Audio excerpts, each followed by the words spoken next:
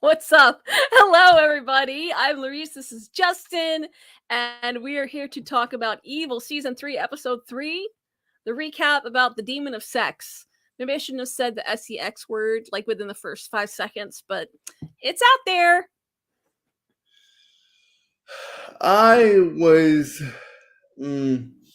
I was hesitant about this episode because I was like, how are they going to put it forward? Is there something that, are they going to put a lot of Bible stuff in here, or are they going to like gently tell you, are they going to like gingerly put it out there?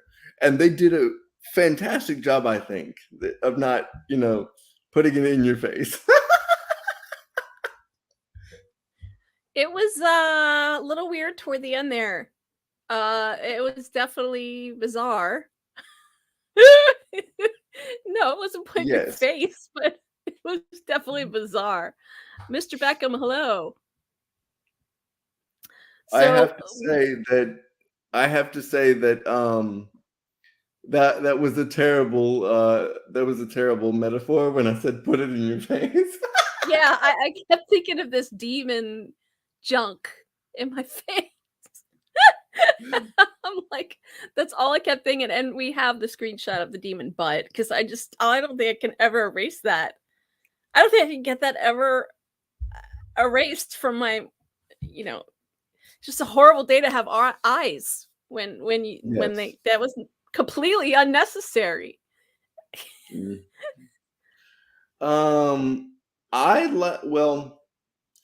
The part that I enjoyed the most was that they talked about the subject of sex without making you feel uncomfortable about it. Right. Yeah, I agree. They definitely did that. They definitely accomplished that. And I don't think TV shows don't necessarily have to do that. You can, because you're watching a TV show. It's not like you're in the middle of a discussion. So I don't think it would make me uncomfortable either way, but I could understand feeling uncomfortable with a nun around. So Yeah. Someone religious or a priest, yeah, a little uncomfortable. Or yeah, anyone else. I don't know how I'd feel about that. I really don't. I mean, I would be uncomfortable. Yeah, I think, well, being an atheist, I actually don't care, but that would also depend on the religious views of my girlfriend or my wife, Yeah. Well, we can start off from the very beginning of the episode. We'll go through and do a little recap. Since last week we had that little situation because in the middle of the stream we got shut down and then they restored the stream. The reason why they pulled the stream is because we used some video clips of the episode muted. Even though they were fast forward, they weren't in like fast speed. The whole thing got pulled. And then when I looked the next day, not even the next day, within hours, I don't think it ever fully stayed up, the replay episode. So now we just have a slideshow. No.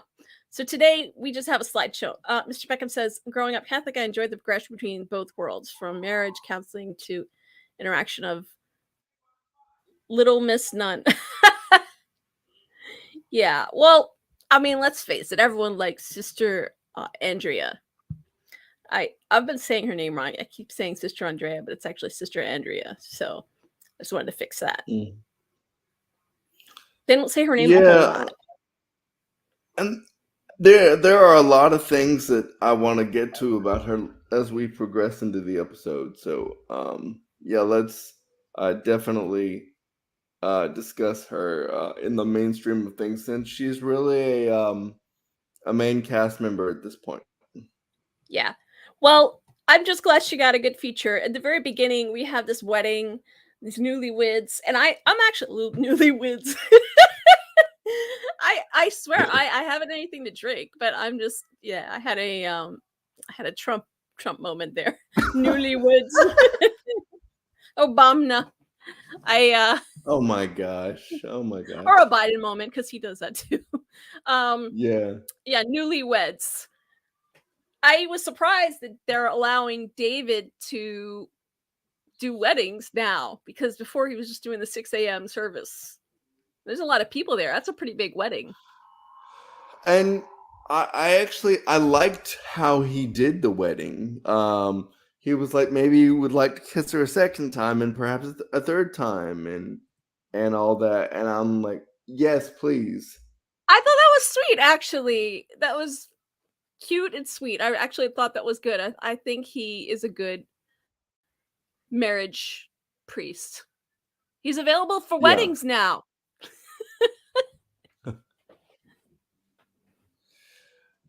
And there, well, I doubt they let him do too many. Yeah, I don't know. But we then let me go on. I'm not sure how much we're gonna see him. I'm sure he has to do funerals too. They get paid for that stuff too. They get paid extra for that.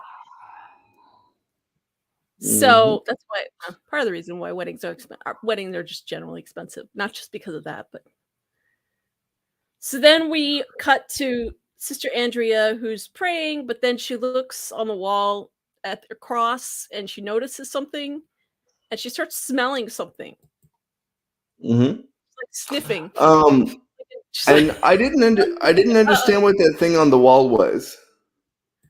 that was just the cross. It was just the crucifix.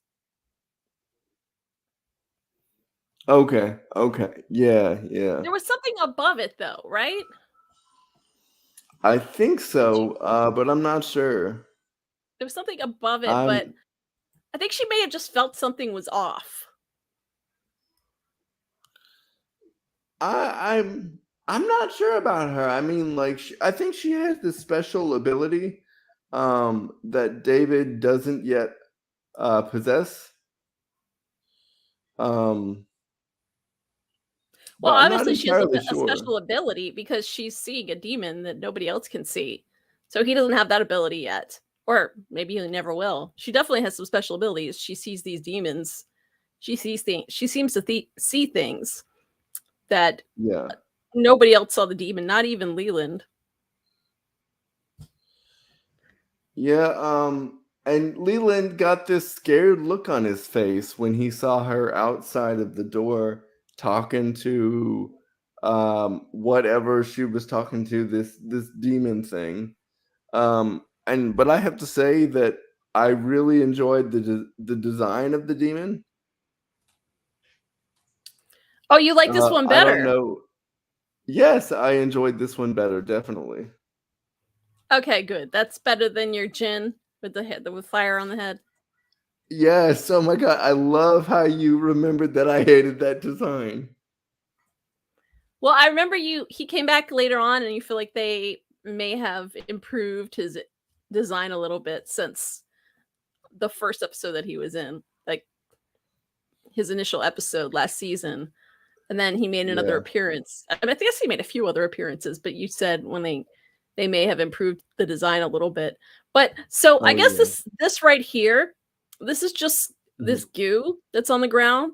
And I saw these lights at first that were reflecting off the goo, and I thought those were like spots. I thought those were some type of solid matter. I didn't realize those were What lights. I thought, what what ma are those? what I made you was like, think they were solid matter? I I think I might need better glasses Oh my because I was goodness. looking at it and they moved, like when they moved, but that makes sense because the light. It wasn't until I went in and like pulled the screenshots that I realized, oh, okay. And then she follows this goo. I mean, I thought maybe somebody peed the floor, somebody overflowed the toilets. No, it's this goo. It's really disgusting, really. Yuck. Yuck. It's this goo. No one else can see this goo, but there's goo on the ground. Nobody overstuffed the toilets. There isn't a flood. And then she starts creeping in. She starts creeping in. that's the that's the shot. What a great shot. She She's doesn't know what to eavesdropping. think. She follows this goo and it leads to David counseling the newlyweds. And we learn that he's counseling them a week after they've been married. And this goo is in the room. And I thought it was also funny that right away they saw her. David saw her. there's someone looking. Someone's creeping through the crack. That's the look. A- and I think that he I think that he knew that it was Sister Andrea because he saw the outline of her glasses. Oh, okay. And I don't know Yeah, if I it's didn't. coming through on your end. I don't know if it's coming through on your end, but I'm getting a delay on your side too. Yeah, I noticed that there appears to be a little bit of a delay, but it might be my Wi-Fi because according to this, my connection is unstable.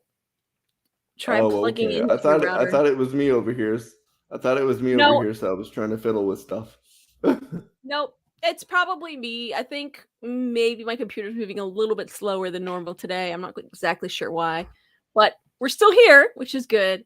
So, Sister Andrea comes in and she recognizes the newlyweds because they're former students of hers. Oh, we're good. All right, that's good. Because for some reason, like I feel like Justin's might be responding to me a little bit slightly late, but it's fine. We'll deal with it. And Yeah. leading up to this couple is this goo, and it's still there. She notices it's on the ground, and obviously, eventually, she sees this demon. Actually, it's kind of dark right now. I don't know if you could see it. So I can see the dark outline, yeah. yeah, you can see the dark outline. Yeah, so I like this design.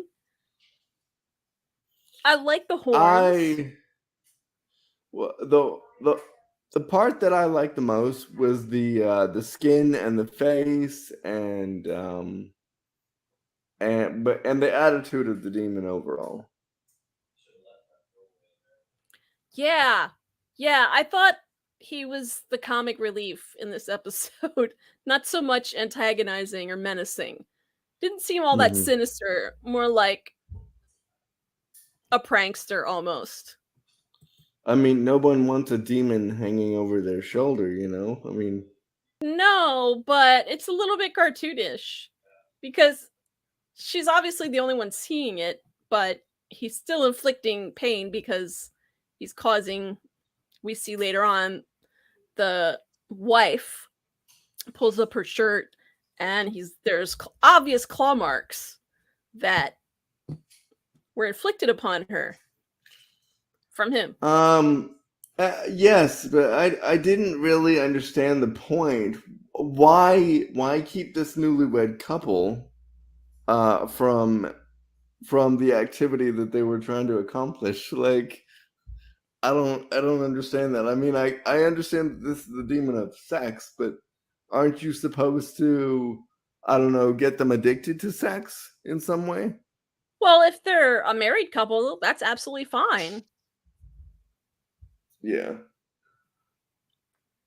I don't see that's a I'm gonna problem um for I'm the gonna take out church. my head I'm gonna take out my headphone real quick. I think I'm getting a feedback loop here.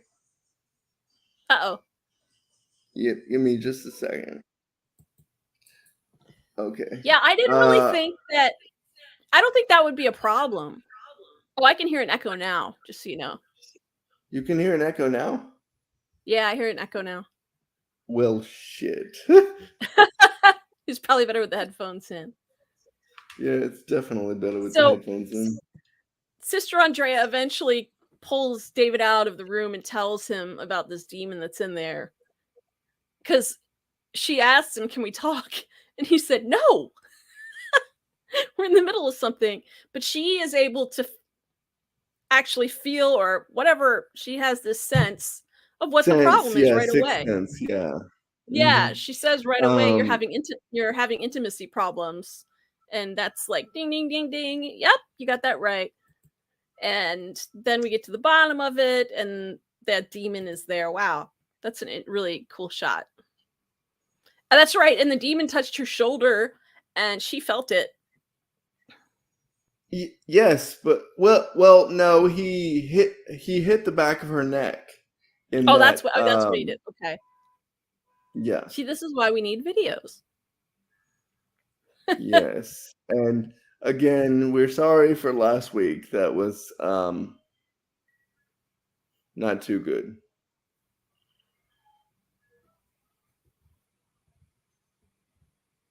Can you hear me? Yeah, I can hear you. Okay. No, I forgot what he said to her, but he curses her. He's like, "F you." I forgot what he said to Uh, her, and I was just he trying to said, look up "Fuck what he said. you." He said, Yeah. "Fuck you, bitch," That's F and F you, F you, F you. I Well, can you can I say can I say F-U-C-K. that? It's probably better if you say F-U-C-K because Uh, yeah, I don't these oh well, streams. I definitely like the word though. So, Yeah, no, I'm fine with it. It's YouTube. YouTube isn't crazy about cursing and in with it videos. being with it being the demon of sex though, um, I I would think that saying the F word is like baked into it. Oh yeah, no, that's fine. I'm just saying for the stream. That's why I said F. Oh, okay. Yeah, because Okay. for the stream, Well, YouTube might not like us cursing in our stream. So eventually, this couple admits that they have intimacy problems, and they claim they have an allergic reaction to each other. And Sister Andrea insists that the church help him. That's right. She was saying the church can help, even though David was kept insisting that it was some type of medical problem. And when he said that, the demon was just this very cartoonish reaction to it. That's when he said "F you" to Sister Andrea. because And then well, I didn't really understand why she was the only one who saw it. I guess she just has that ability. Okay. Yeah, yeah, that makes sense. That makes sense. But David has seen a demon before as well. So why didn't he see the demon? I think when she pulled him out, she said something about him. She made some type of commentary about him not quite being up to that level yet. Because he was skeptical when she pulled him out Mm-hmm. in the hallway for discussion. He seemed somewhat Yeah. skeptical about it, and she says, "You're not seeing what I'm seeing. Like he should be seeing this, but he wasn't seeing it. Maybe he's too focused on Um things." You enjoy Beckham says, I enjoy the demons banter in these shows. Yes, I do too. Definitely. yeah, I especially and you're coming through a lot better now on my Oh, end. good. Yes, and the video is synced now too, which is weird. So I think your internet is improved as well. Um, but what was the question? I'm sorry, I got distracted. No, you just wanted to know why couldn't David see the demon? Oh, there's the demon butt. All right. You're saying why couldn't David see the demon? And I said, you know, obviously they made it pretty clear that she's the only one that's able to see this thing. And And I could have unfortunately, went. Please tell me that's not actually someone's ass. no, it looks like it was crafted in a prop room. It was actually Okay. molded to fit the actor probably. They make these, like, molding type things. So it looks like it was Yeah. molded because that's a pretty large crack. I should better get that off our screen before they get pulled for the stream again for, like, showing Oh my god. bad, naughty stuff. She did not like that butt. He mooned Oh my her. god. He was really upset that she kept insisting that the church intervene in the situation instead of the couple seeking some type of medical assistance for their intimacy issues or allergies, whatever you want to call it. Yeah, I didn't like the fact that David kept pushing them to a religious sort of fix. Um, You mean a medical you know? fix? Oh yeah, sorry, the medical fix, yes. Yeah, I thought it was really weird for him to do that. yeah. The demon is obviously does not want Sister Andrea intervening. And then we went shortly after this. We get to the pop up. Which I Yeah, hate. You hate it.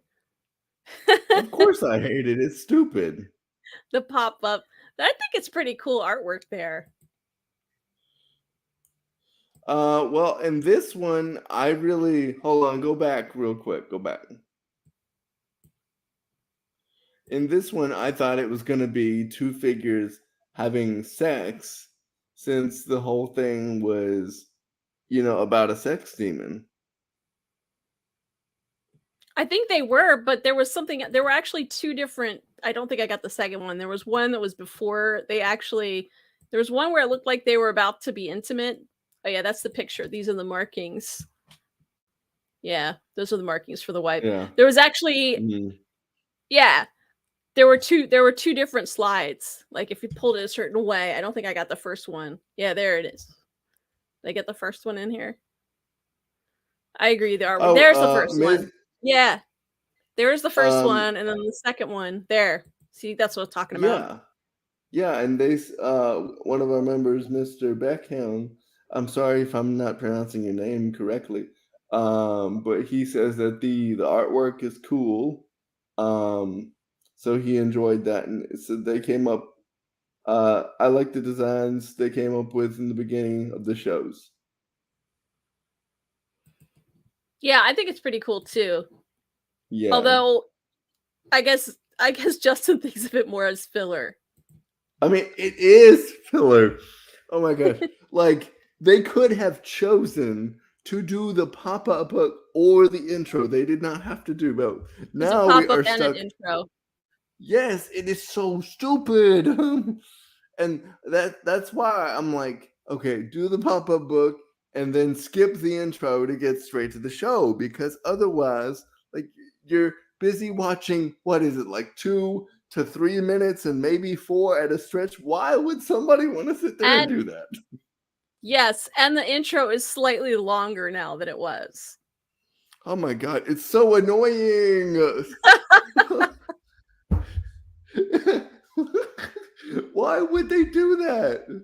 I don't I don't know. I think I agree with Mr. Beckham about the artwork being unique. I kind of like that part, but I agree. Maybe we don't need such a long intro, a whole theme music intro with that carries on as long as it does. It goes on for quite a while. I'm not exactly sure the timing, but it is a little bit longer than it was. It used to just kind of show, I think it was the rosary just falling down into the white Mhm. paint or milk or I mean, whatever that is.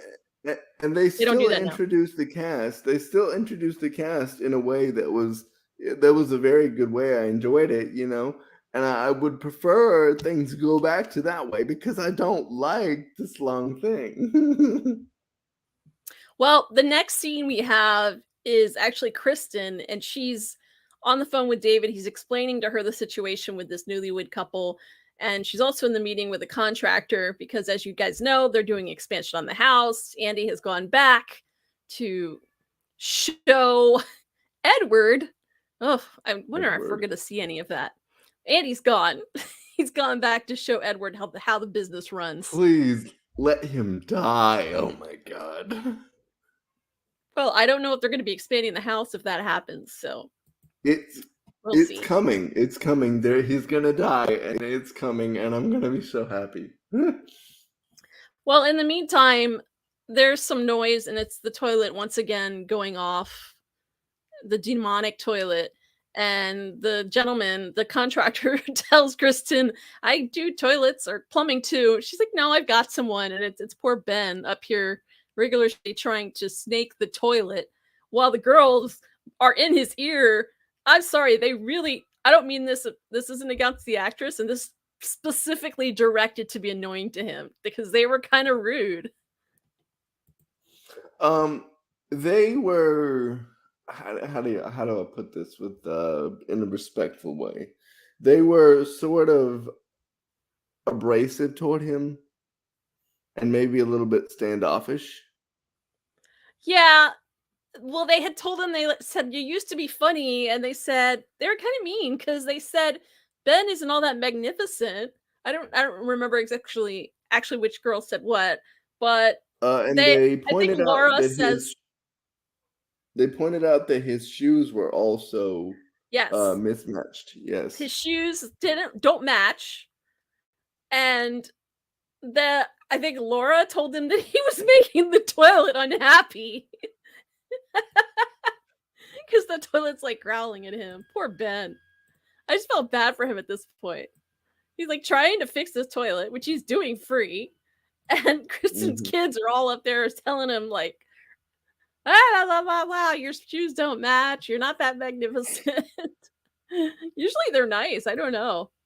They seemed kind of like not in the best mood during this. I well, I don't really understand why they're heckling Ben in the way they are. They're heckling the plumber. Come on, Ben deserves a better title than plumber. Yeah. Well, in their mind, he's been the magnificent, but not so Yeah. magnificent.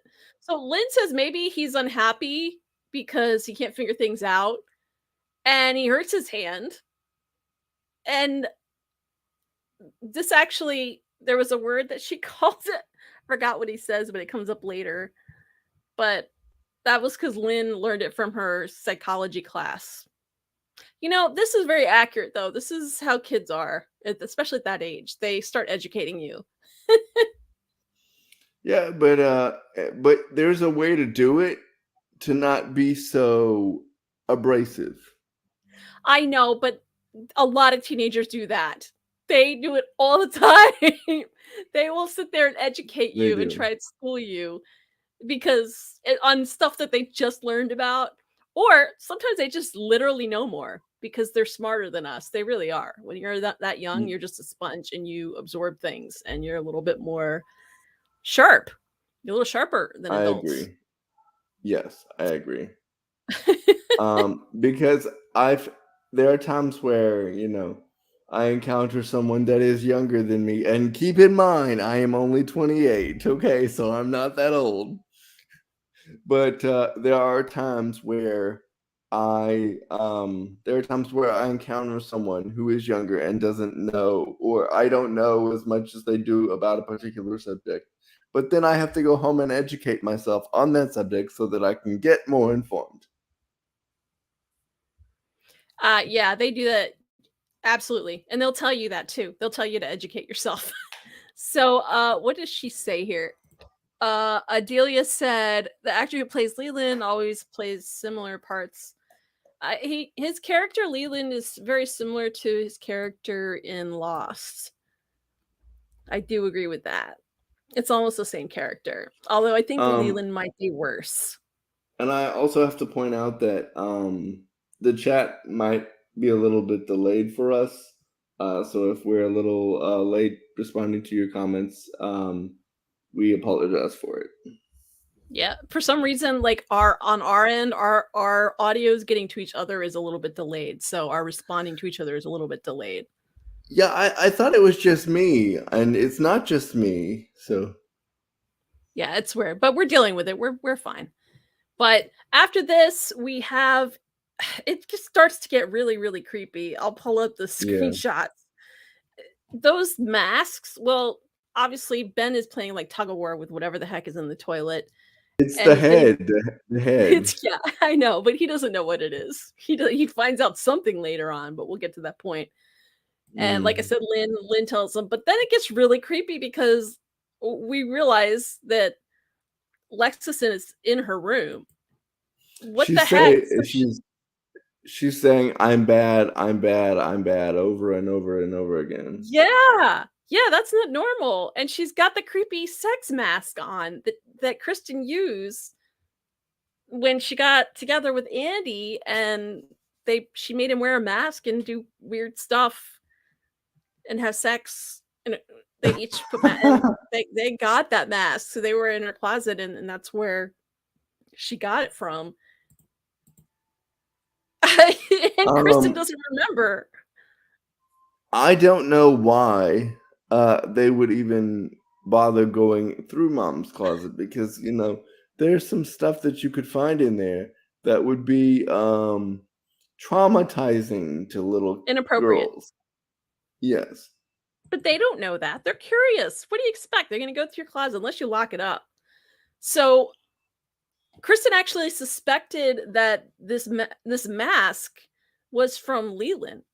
And, like, did she completely forget that she bought that mask from, like, a Party City and then gave another mask to Andy, and I he was don't like a know. tiger? Does she I not think remember that that this is because she one was of the possessed? I think that this is one of the times where, they just drop a storyline and act like it never happened because No! there was a lot. Yes, because there was a lot of things and in that sex scene between Andy and Kristen where they just never mentioned what happened again. Like the goo from the bed. What was that? We'll never know. But it Yeah. burned a hole in the kitchen floor. Yeah, that's still downstairs in the basement. It'll come back in, like, maybe next season.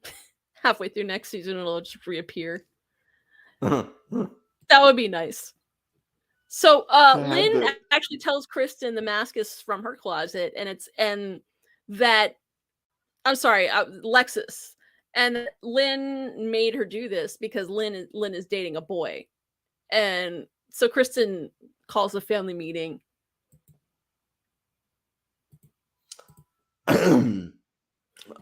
yeah, and the family meeting thing was a little weird. Like I would, if it were my kid, I would just pull the particular kid aside and go, "Hey, this isn't cool. You're supposed to set an example. You don't punish your sister for telling me the truth. I wouldn't do this here. With all the kids. No, I wouldn't do that. That's absurd." It's amazing that she could get them all actually gathered and sit. And she's done this more than once this season. She can actually all get them sitting together on a couch, listening and looking her in the eye without actually being on their devices. Yeah. Because I don't see kids doing that these days. You have to literally be like, "Hey, put your phone away for a second. We gotta talk." See, I don't like to So use my phone when someone's talking, so no, I don't I'm do that either. respectful. Yeah. But Kristen tells him to be quiet, and then so they all end up again. There's like a moment where it seems like they're kind of like a little bit more agitated. And maybe she called them all together because she wanted to find out if this was happening with any of the other girls. It wasn't just Lexus that was being punished, like in case Lynn had told some of the other girls they had to do weird stuff like that. And that's just a weird punishment. The whole thing is just bizarre. Well, it's to tell somebody to stand in the corner with a mask on and say I'm bad, I'm bad, I'm bad over and over and over again. That's not really a punishment. No, it's a punishment. It's just a bizarre punishment. That's I, how I feel. I mean, honestly, these girls are nuts. I mean, she's lucky she didn't cut her. Or bite her. Yeah, exactly, exactly. Like biting people's fingers off. Well, eventually Lexus and Lynn kind of get into it a little bit, and it's all over this boy and Lexus telling Kristen that she had a boyfriend. She wasn't supposed to say that. She was supposed to support her and keep a secret.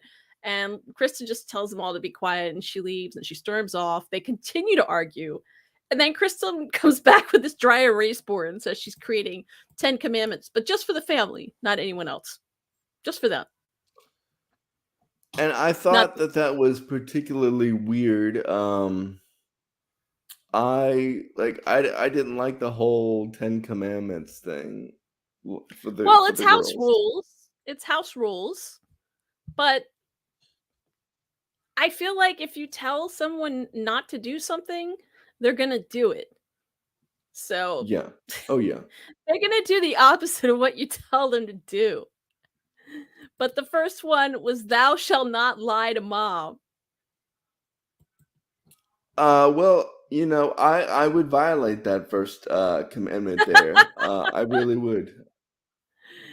And then the second one is if creepy Leland approaches, they have to tell her right away, which that's Mhm. already happened. They're playing games with him, and they didn't tell him. They didn't tell her. What games are they playing with Leland? They're playing that video game. I think eventually he just gave up on that. I don't know. I think they're gonna pick up on that later in the season. They all got involved in that little like Peppa Oh, Pig that ripoff. dumb game. Yeah, Oh, yeah, wait, yeah. That we went too far. We got to the eyeball. Sorry. Yeah, we are gonna get to the whole eyeball thing. So don't go into mom's closet. Oh my god. That would just make me go into mom's closet. And then number 4 was do not interrupt mom. I That mean, but interrupting mom is fun though. Like, come on. Well, maybe they want to get rid of the girls talking over each other because that's been a thing since the very beginning, and some people have complained about it, as you guys know. So maybe they want to say, "Hey, we're not going to keep following it this way anymore. We're not going to keep doing this theme, this bit where the girls always do that." I just wanted to pull the bit. We'll find out if the girls actually follow what Kristen says and don't talk over each other. But yeah, I'll be interested. Because every episode they're definitely directed to do that. But see, to be honest, I don't care what those haters have to say. If they don't like the girls talking over each other, that's what some teenagers like to do. So they can just get a life, as that one guy on Facebook told me to do. Oh yeah. Yeah, those are trolls. But I can understand why some people might not like it, although it is just a purely directional decision. It's obviously a bit that's part of evil. It's been that way from the very beginning. They all talk at once and they talk over each other. That's just a very specific, it's scripted that way. So in the meantime, Ben discovers this eyeball that's from the head. However, that looks bigger than the eyeball. Yeah, that's about the face out. That's pretty accurate reaction. I think I would make that same face. I mean, I don't know what but he thinks it is. if you're gonna kill somebody, you don't flush their head down the toilet, though. I mean, like, you think he would know that?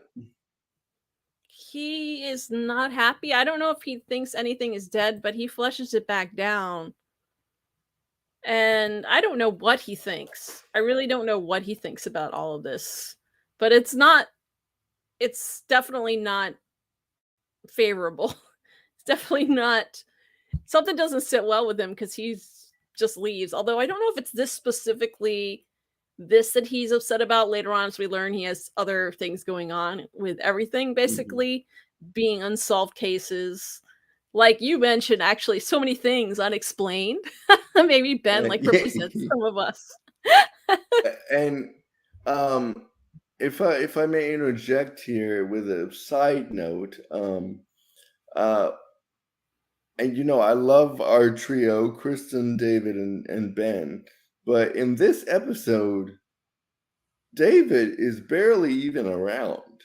Yeah, I think because it featured a lot of Sister Andrea, that we don't see a lot of David. She's kind of the David of this episode. He's in it, but since she's the one who's more involved, this is more centered around her. They gave him less screen time. But no, though, I mean, you can do that like you did season 2. Have her in the room with David and talk. Don't totally exclude David from the script like that. Come on now. I think it was definitely intentional. I don't know why. He also maybe could have had another commitment where he couldn't. They may have had to write it that way because the actor may have had a conflict or another project, because that happens sometimes too. They go to work on something, so they don't have them in as much or barely. They only have a few scenes in an episode, so that's pretty typical. Yes. Yeah, that happens a lot. But then after that, I can't believe this. Macabre. So this is like a crypto coin. It's like Dogecoin or Bitcoin. Oh my gosh. Wow. And I feel the need to go ahead and quickly say that this does not exist.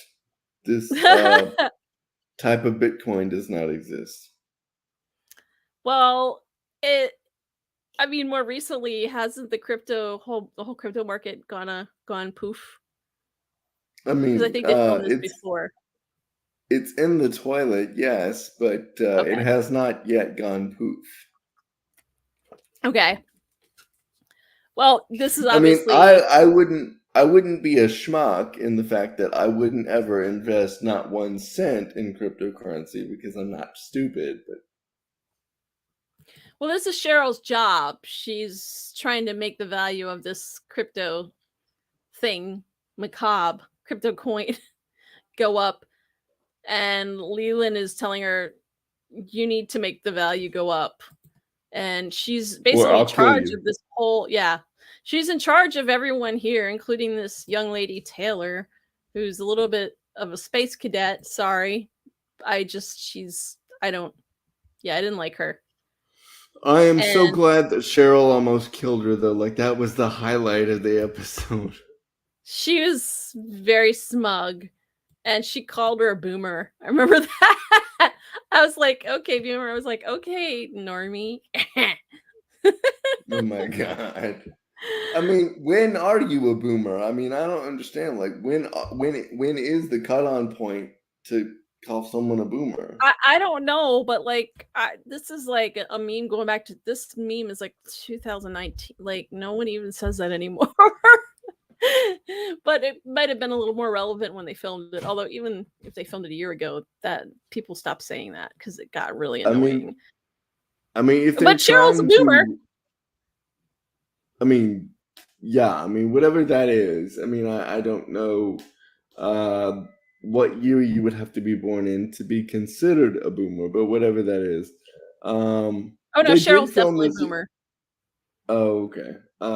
They did film this a year ago, so Well, what I I don't thought know. was it was like it was unprompted. Like she just kind of came out and she wasn't rude to her. She just came out and she called her ma'am, and when she went back to follow her and she just said, okay, boomer. Like she didn't even say anything offensive. Like usually you say that after someone says something that's very out of touch with Yeah, what's happening exactly. today. That's usually, you don't just say it randomly. I thought that was weird. Like if I'm in an argument with somebody or if I'm in a conversation that I don't like, I will just be like, "Okay, see you later," and I'll leave. Yeah. Well, Cheryl is stuck because Leland's going to kill her if she doesn't get the value of this macabre up to $145. So she comes out, she's trying to make an announcement. There's an office manager, Bobby. I'm going to call him Bobby LaDouche because he's pretty douchey. And tells her to go back online, go into her office, and go do online shopping. I mean, what? Who is this guy? That guy is what I would classify as an entitled prick. I think that's pretty accurate. Yes. Um, because right now none of them respect Cheryl, and Cheryl's character commands respect.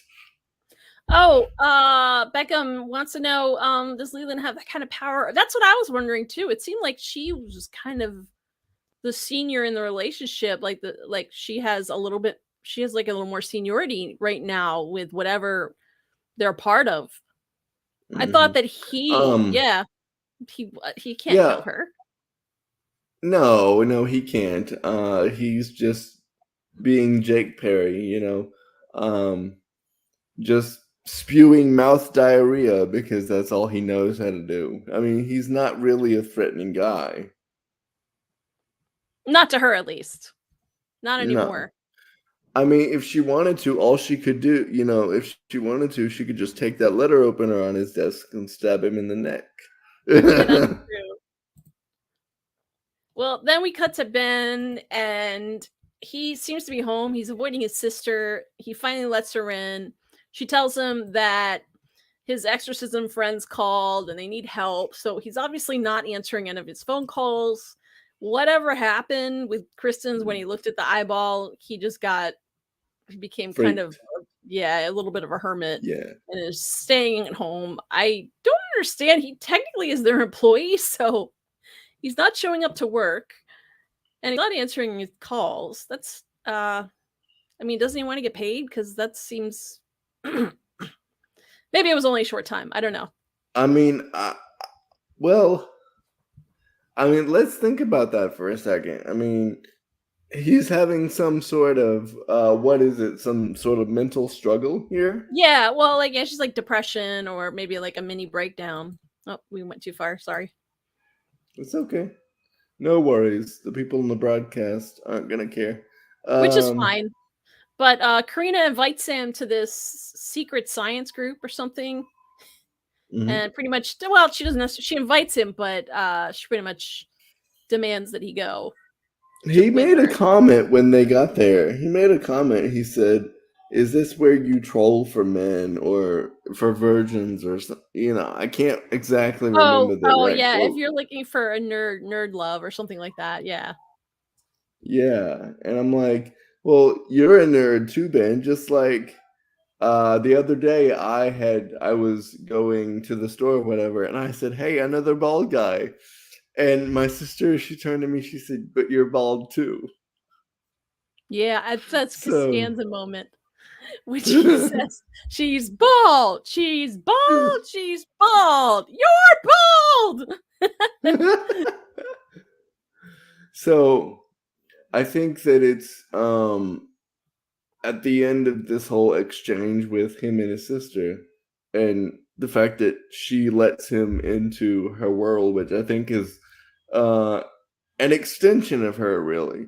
I think that that symbolizes an extension of their relationship. I mean, if I'm wrong, let me know. But No, they seem to have a really good relationship. Um, as far as siblings go, they're definitely yeah, tight. hmm And then we cut back to Kristen interviewing the newlywed couple, and she tries to get them to role play, which is awkward, but I okay. loved this so You much. you like that? Yes, I Well, was like, oh my Sister god, Andrea please comes role in, is play. like, "Hello," while they're in the middle of role playing. Kristen's like, look, this could get a little awkward with the nun in a room because they are religious." And hmm I mean, none or no none. I don't know if you would be like talking and role playing sex, sex role playing if someone is over there just staring like that. I'm sorry. yeah, It's like your that grandma's would here. be. Yeah. And then the sex demon dropped his arm. His like fell off his forearm specifically. I think I really I don't know if I like the I don't know if I'm like the costume at this point. I thought it looked a little hokey. Oh, The you arms. mean the point where his arm fell off? Yeah, right here his arm falls off. It looks something like it was like Um, Halloween City arm fell off. well, I didn't But pay that's cool. attention that much. I didn't really pay that much attention to it. I don't even know who that actor is. And that's definitely something that I want to know. Who played that demon? We could look it up. I don't know if I looked it up on IMDb. I did not look that up. But I thought it was a really funny performance. I think it was supposed to actually be a little bit I cartoonish looking, and the I arm would like falling to off. I would also like to apologize to our audience. I got excited during the role playing section and I kind of punched my microphone and I'm sorry if you heard that. I did not hear it. Okay, well, I punched it. Yeah, you have a good microphone. Don't break your microphone. You literally just got a new one. I've got 2 years of warranty on it. It's fine. Oh, okay, so you're good. Yep. Well, obviously they're doing this role playing, and Sister Andrea sees the guy. I don't even know what to call him. Demon guy, the sex demon. The whole thing is really kind of awkward. And And I need to know why they felt the need to make it awkward. Like I have to I feel like as awkward as they were in front of Kristen, that's how awkward they are when they're trying to have sex. Right. Well, it's gonna get more awkward when obviously when a nun is in the room. So Kristen pulls her out of the room and tells her, Mhm. "Hey, this is a sensitive topic." Sister Andrea says, "I know," and explains to her there's a demon.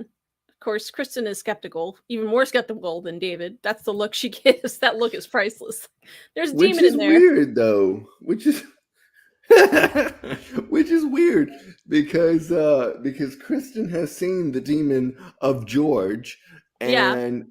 and David has seen the demon of sex Kristen and Ben has seen the demon of Abby. So everybody has seen a demon in the show. So I don't know why it's so difficult for her Well, to yeah. Well, those are different though because they're technically kind of sleeping when that happens. Those are their own sex demons, but they happen at night when they're asleep. So you could justify it or explain it away or somehow say it's not real because it's a dream. and as the sex demon of David pointed out, that the catechism doesn't specifically forbid fantasies. Yes. Well, Sister Andrea tells her about the demon and insists on saying, and so Kristen says, "All right, well, let's try this." Brings her back in the room. Obviously, the demon isn't happy, and I'll show you the screenshot. There's like a moment where he looks like Venom, almost like his tongue's like coming out. He starts to look like Venom. If you guys are familiar with the Marvel character, Oh, I love Venom. Yeah. yeah, he looked like Venom because he is not happy. Obviously, because with Sister Andrea, she can see him and she's going to help destroy him because his goal is to make it awkward between the two, and they keep being allergic to each other. And she's not like, "See, I get this thing." Hold on one second, I'll pull it up. It's coming. It's a slideshow. This is what happens when we don't have clips. We have slideshows. There he is. Yeah. Oh my God, there we go. Can you like? Okay, he's really creepy there. That actually kind of scared me a little bit. Yeah. Yeah. Oh, what's uh, his mouth? Like his his his no, his lower jaw. his lower jaw Um, fell out. yeah, because Kristen is weakening him with her sex therapy. So. Oh, okay. Especially with Sister Andrea there. Mhm. Well, like I Um, said, when they have this Venom moment, he tells Sister Andrea they have business. Yeah, there it is. That's the Venom moment. Because oh his wow. jaw's falling out. Eek! That's And pretty cool. he says we have business in Yeah. like mm, I can't say it. I can't do it like he did. That would require me to do something with my voice that I'm not prepared for. So Are you sure about that? I am sure, yes. Okay. Well, we're then taken to Cheryl and Lexi because Cheryl's moving out, and she says she got a house like only a couple blocks away from the girl, so she'll be there. Oh, we need to move the slideshow. There we go. Yeah, and then Lexi shows her the dry erase board with all the new 10 Commandments. There's one specifically on there. I think it was like that they made because they actually made their own commandments on the other side. Yeah, the girls Mhm. actually wrote they used the other side of the board. This is a double-sided dry erase board. Um, the girls made their own on the other side. I have a question that I don't know if our audience will know the answer to. But I need to know it. Well, and I can't figure it out on my own. Why is almost every private school that I'm aware of, most of them are Catholic? Why? Catholics has a huge network of schools, but around here there's a lot of Jewish schools too. Oh, There's okay. also there are I think I'd say they're probably just as many. Maybe not quite as many, but there are a lot in New York City. There's also a lot of private schools that aren't religious. But I'm also in New York City, so there's a lot of private Okay, schools. well, we Yeah. definitely need some non-religious schools down here. Yeah.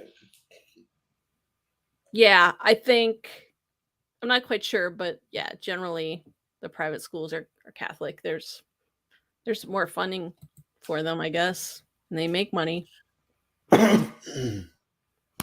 right, so this next scene is. Oh, I didn't know you got a. Oh, Yeah, Larice, so you're she doing a said, what? Larice, don't hit first, but hit back," and then Charlotte Larice, said it harder. Larice, What? you're doing a wonderful job. Oh, thank you. Getting these stills. I'm Well, it's the deeply least I can impressed. do since we don't have we're not allowed to use video clips. Okay, so it says know your enemies before they know you. Okay. Yeah, well, that's number 6. But let's see, don't hit first, hit back, and then Cheryl says harder. And if you can't be popular, be scary. I don't know if I agree with that. And if I you can't mean, be scary, be mysterious. I don't agree if with, well, somebody's maybe that. bugging you, Yeah. then I say be scary. And then sisters, influence the influencers, sisters before misters. They didn't really touch on that a whole lot. Mr. Beckham attended Catholic school. They start based on donations and then private funding. Yeah. I mean, the whole church organization, there's a whole infrastructure there for a network of schools. So we learn about influence the influencer. She mentions They need Melinda. to they need to stop using her. I've had enough of her. Oh, really? I was excited that she came back. I love this actress. I think she's great, The especially in this actress is episode. good, Yeah, but I really liked what they did with her for this episode. Oops. she needs to fall off the mountain with Andy. Oh, come on. She's a really good representation of typical influencers. She is, yeah. Yeah, so Cheryl calls in Melendez, and she gives him this, the, what is it called? Macabre, corn on a cob coin. That's about how she feels about it. Her looks, her face. What the heck am I holding here? I don't blame her. I can't blame her with that. That's pretty much how everyone feels about crypto. That's what if she told me of crypto, I'm just like, great. I honestly, unless it becomes the dominant currency in the world, I'm not gonna worry about it.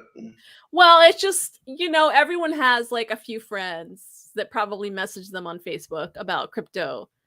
And a lot of them are like high school friends. And you're like, what? Mm-hmm. No, stop, leave me alone. And most of my Twitter followers are bots who love crypto. Oh, gosh.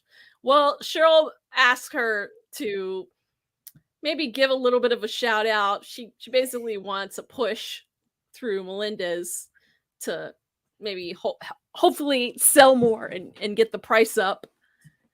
And she ends up offering her $10,000 in real money because Melendez is not having this whole, well, if you do this, if you promote this, you get 20,000 macabres. Like, what the heck is a macabre? So if she promotes it, and then Melendez brings up the Fire Festival and says everyone that was promoting it got like $50,000 to $100,000 to promote it. Mm-hmm. She wanted like $100,000 to promote macabre. No. So Cheryl offers her $10,000, and she just gives her this look like, I'll do that. Yep. Wait, what if you give me both macabres and the $10,000? Yeah, I mean, yeah, she might just give it to her anyways, because it's honestly, it's not worth anything. It's not going to be worth anything. Yeah. But I have to say, do they know that? What? Do they know that? She does. Yeah, she knows what I think she knows. I don't know if Cheryl knows, but I'm pretty sure, regardless of how annoying Melendez is, she knows what's up. Mm-hmm. Yep. Yeah. Yeah, she knows what's up. She is really pretty. Yeah, she's The way good she the too. way she does her makeup is like, oh my god, I love her makeup. Well, remember, she's a makeup influencer, so it better be good. I would hope so. Yeah. Yeah, I one thing I thought about when I watched this was how remember how you were asking last week when Laura was putting on her face, she was putting moisturizer on her face? And I said, I Yes. tell you, I reminded you, I said, hey, remember they watched the girl that does the makeup tutorials. And that's exactly what Lexi was doing later on in the bathroom. She's watching her while she puts her makeup on, even though you're saying, well, they're kind of young to start doing makeup. Well, it might be true that Laura might not be allowed to yet, but moisturizer, Kristen probably said, you can do moisturizer, but you're not doing makeup yet. But I Well, can see them is wanting to. can't certain moisturizers harm your skin though? Yeah, but I mean, Kristen might not put anything in there that would hurt them. You know, you can control Probably that a little something bit. that's been tried. But one thing that I was a uh, a little bit, seemed a little bit sorry, a little bit. I keep saying a little bit. It's What okay. seemed slightly, switch up the Okay. vocabulary there, slightly unbelievable to me before we get into this whole scene, because I want to go to the science thing. Um, what seems slightly unbelievable to me was that she could drive up the price of this because most of her audience appears to be really young girls. Like, I don't know if Lynn watches her like the younger girls do. Her I don't think so. No. no, No. so the girls wouldn't by plugging this macabre, if the audience there is a car I apologize, there is a car alarm going off in my neighborhood. It's really loud, and for some reason, Yeah, I it's making me crazy, and it's also making the cat meow. yeah, I can hear it now too. Do you hear the cat? Yep. I Oh my can hear god! the Well, beeping. this is city life. Um, I hope it's not our car. No, our car has a different sound, a different sounding horn. I don't know Well, why the cat is making that noise. I'm so sorry, guys. What the hell? We're we're having having a lot we're well, having a lot of issues tonight. do you know what is that? That's not our car, right? Okay, it's okay. It's our neighbor. All right, it's making Jared howl. Okay, all right, bye. Look at her, she's on the phone We're with doing her our stream. husband. Yeah, because he's downstairs. I can't. I don't want to run and like disappear. Oh my gosh, it's driving me crazy. This is what we get for and then make and the I'm sorry. I've never seen the cat howl like that. That was really weird. So we've got audio issues and video issues tonight, and then we've also got the cat Delay. meowing The cat from the howling. The cat is howling with the car phone. So what I was in the middle of saying was, oh yeah, I just thought it was a little bit slightly unbelievable because the kids are very young, and the kids, the only way they can get like to it, they're not going to go investing unless they get their parents to do it. So they'd have to go and tell your Mhm. parents, well, I want to buy this macabre, and the parent has to agree to buy a macabre, and the parent's going to know what's up. It's like, oh, it's this fake crypto crap. No, so I thought it was a little bit unbelievable that she was able actually to increase the price, but maybe she has a few older fans too. I don't know, but it seems like her target audience are like 9, 10, 11, 12 year olds. Oh, finally they turned off the car alarm. Thank God. This is what city life is like, guys. Yeah. Well, well, you know that I was thinking that if she tricks a few of her audience members into buying macabre, maybe they could just possibly say when they realize that it's worthless, they could say they were tricked into buying it because she does Well, trick people into doing stuff. we do have a lot of influencers that are pushing NFTs lately, Oh and my some of them have god, been called out with yes. that. Yeah, a lot of the influencers that used to be really, really popular that kind of are fizzling down, like the old Vine guys that are kind of not really anywhere right now.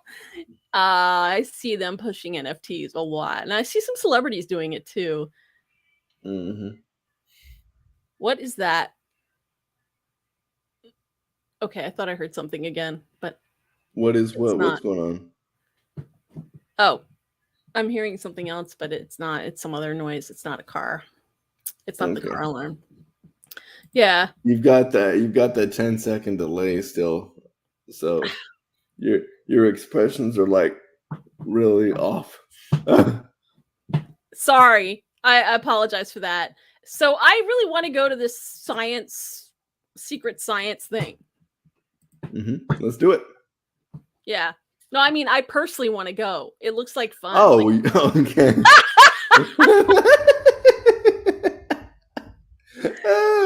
you look. You clipped that for me, didn't you?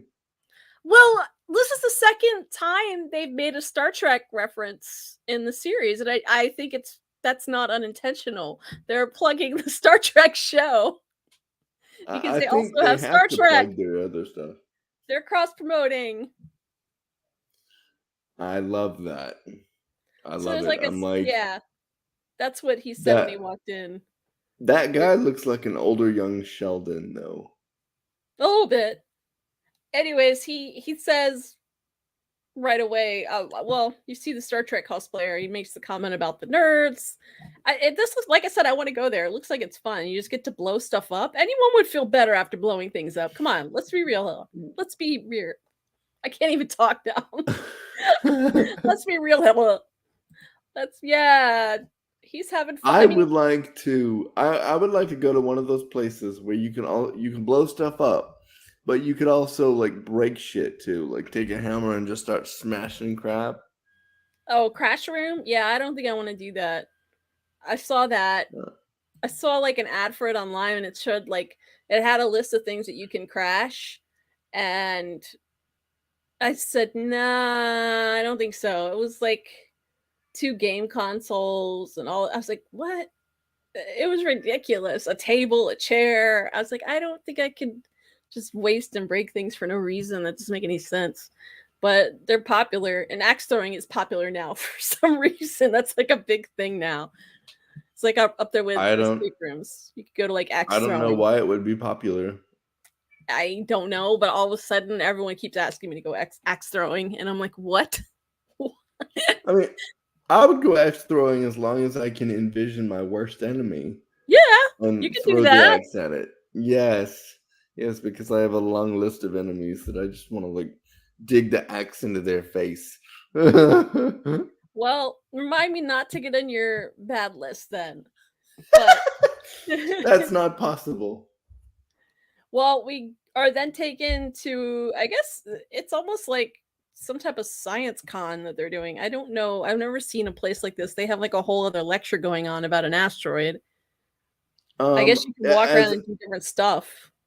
a guy who is a massive nerd, and I would like to say that this place currently does not exist because I looked I for don't think it. so.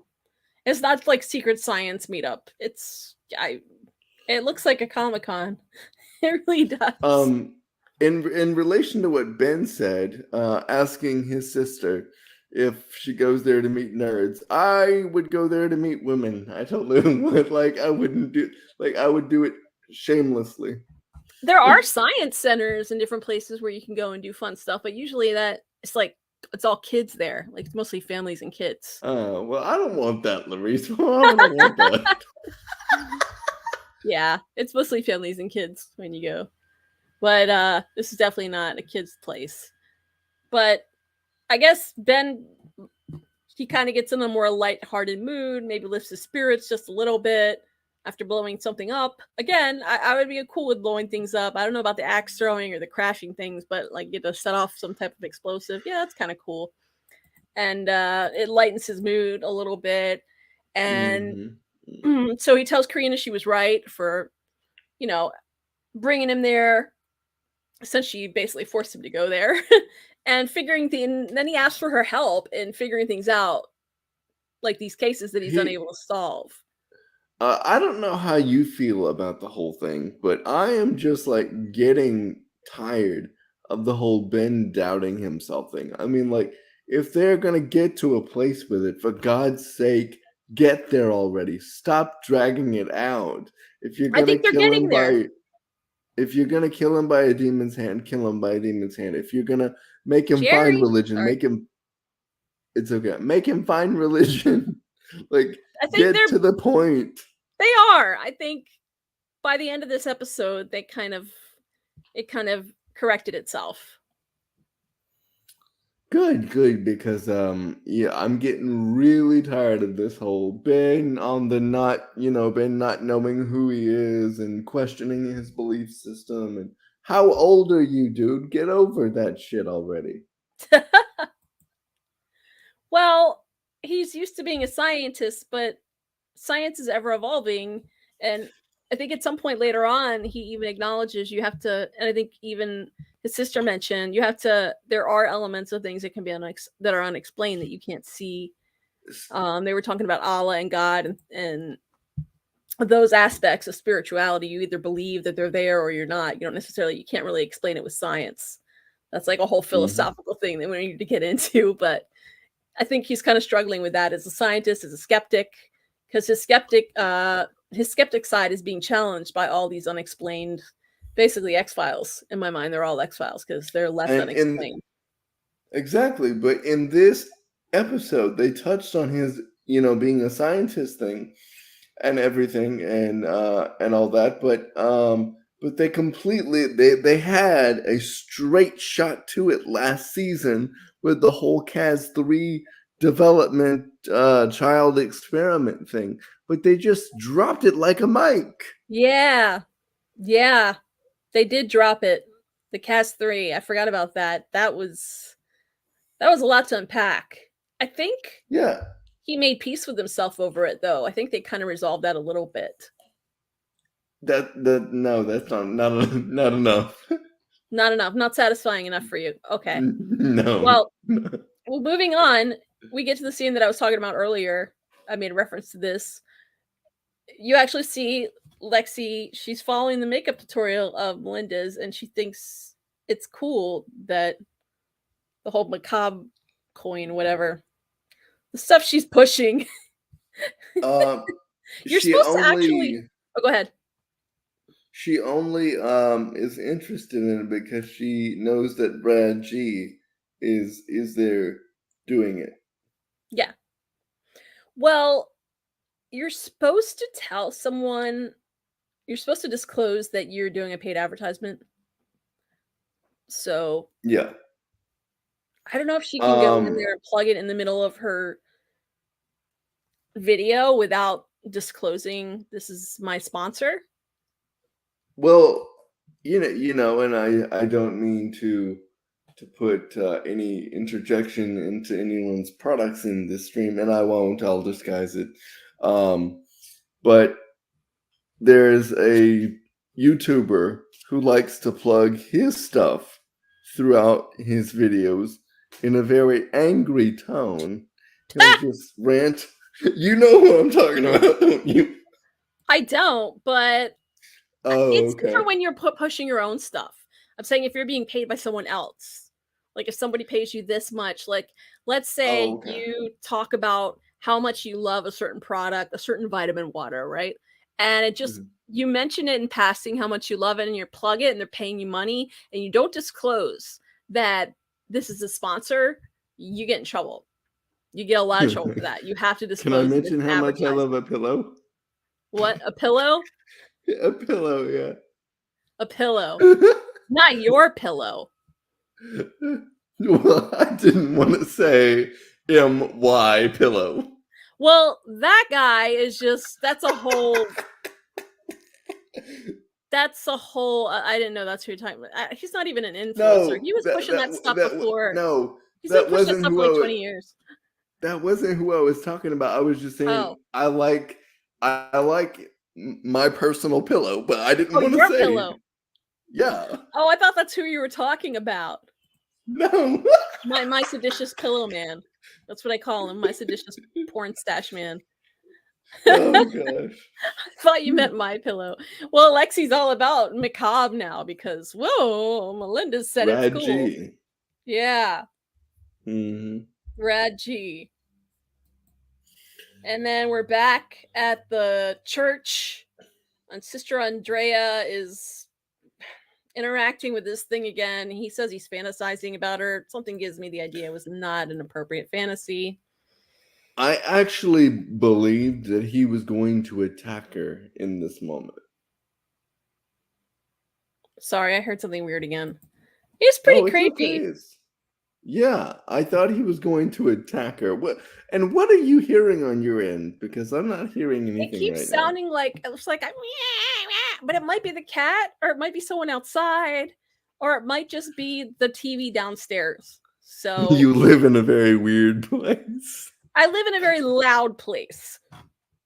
Not always, Yeah, but I the I good news, I agree. mean, also could be a firework because it's getting to the point where, like, the week building up to 4th of July, people just start randomly setting them off during times of the night. Could be 3 a.m. or 6 a.m. They just decide, hey, we're gonna set some fireworks off Hmm. for no reason. And nobody really says anything. People are just like, what the heck? That could have been that too. So where were we? We were talking about Sister Andrea. He fantasized about her, and then Kristen and the couple come in, and Andrea tells Kristen her therapy isn't working because the demon is larger. I guess he's just being a little bit more menacing. And then they go in and meet with the couple, and the couple lies and says things are better, but meanwhile they're like scratching. They're obviously not better. They're See, still itching and stuff. I see. I'm not gonna say it, of course, but you know what I was. But you probably know what I'm thinking at this moment, because well. If I were Kristen, I would have phrased it in a different way. Phrase what? I would, instead of saying did everything go well, Oh, right. um, yeah, I would have been like, did you guys fulfill your task Right. or something? I can't say it on the stream because we might get Well, pulled. no, but she also wants to be somewhat sensitive about it too. She doesn't want to be too crude. Yeah, It is but a church. why? Why would they lie? Why would they lie? Why didn't they just say we didn't do it because of this or A, B, or C? I don't know. I don't really know. They probably just wanted to feel better about things. That doesn't make me feel better. I don't know.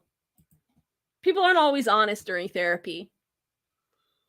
They are that just happens sometimes. That's what I think. Well, she ends up But separating them because maybe they'll be a little bit more honest. So she brings and I in actually I love this part for a particular reason. Is that she brings her in there. I don't know if you have a screenshot of her walking out of the room there. Are you all right? I'm hearing it again. Okay. I'll wait for you to Go ahead. unhear it. I think Okay. Walt is Okay. actually watching TikToks on his phone, and that's what I'm hearing. Okay, that's And it's fine. all the No way judgment here. downstairs, but it's like it sounds like, because it's coming from a phone and the phone is loud. It's just like, yeah, it's Oh, okay. definitely Yeah. that. That's what it is. Go ahead, say what you're gonna say. I'm just I gonna was gonna text say him. that. Okay. I was gonna say that I love the point where she called him in to the room, and you could see the wife reach back and pinch his ass. Yeah, I saw that. Yeah, I think I got a picture of that. Okay. Yeah, let's bring that up because I really like that effort that she made to, Well, Kristen get tells things moving. well, before we get to that, this is when he was in the hallway. The demon is there antagonizing Sister Andrea, and like his mouth and eyes are gone, and they're actually in the room. And then that's when Leland comes in and sees what it looks like Sister Andrea talking to nobody, but she's talking to the demon.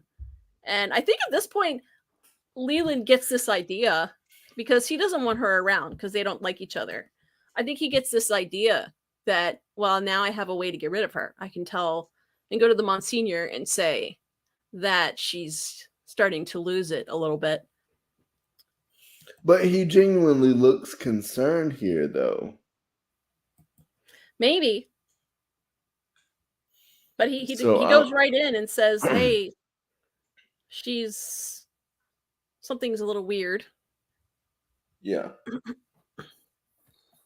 And yeah, so Kristen, I guess her advice, this starts to get bizarre again. The eyes in his mouth, they're actually on the No, the table. eyes and the eyes in one ear. Oh, his mouth is still there with him? Yes. So just his eyes and An his ear. ear. Yeah, there they Yes. are. What the heck? So he's able to see and hear what they're saying. So that's why he put him in there, so he could hear that while he goes outside and bothers. Yes. Okay. Andrea, yeah. And annoys Sister Andrea. Yeah. Well, I guess Kristen was saying, do what you want to do. Don't think about church or being pure. This is sex, so you can just do whatever your fantasy is. So that's why she grabs him on a butt, on his butt. She grabs his butt. Yeah, there you go. She grabs on a butt. There we go. Okay. She said, and I quote, I really like this quote from her. She said, "I want you to do what your body wants you to do." Yeah. Was it an eyeball in the toilet? Yeah, there was an eyeball in the toilet. But that wasn't the same eyeball. Those were actually... The way he looks back in being shocked when she grabs his butt. I'm like, oh, okay. All right. Boy's never had his butt grabbed. That's like, it's your husband, man. That's what, y'all are married. Go for it. Yeah. Your boyfriend. I mean, that's your boyfriend, husband, whatever. That's fine. Don't feel bad about it. Is a lot. Well, if he didn't consent to it, there's still a consent, but he liked it. So if he didn't like it, he can always say, "Hey, I didn't like that." Yeah, but they're going to Kristen for advice on how to have sex. So I don't think that he would have a problem with her grabbing him on the ass. Yeah. Well, then we get to Cheryl, and we learn that she's watching Melinda's, and the value went up. So the plug worked. And she sent chocolates to Taylor with Brazil nuts. And apparently she was allergic, but we didn't know that. I love this little dance that Cheryl did in the office after she realized I love her. I love her. She's so much fun. She's doing this dance in the office.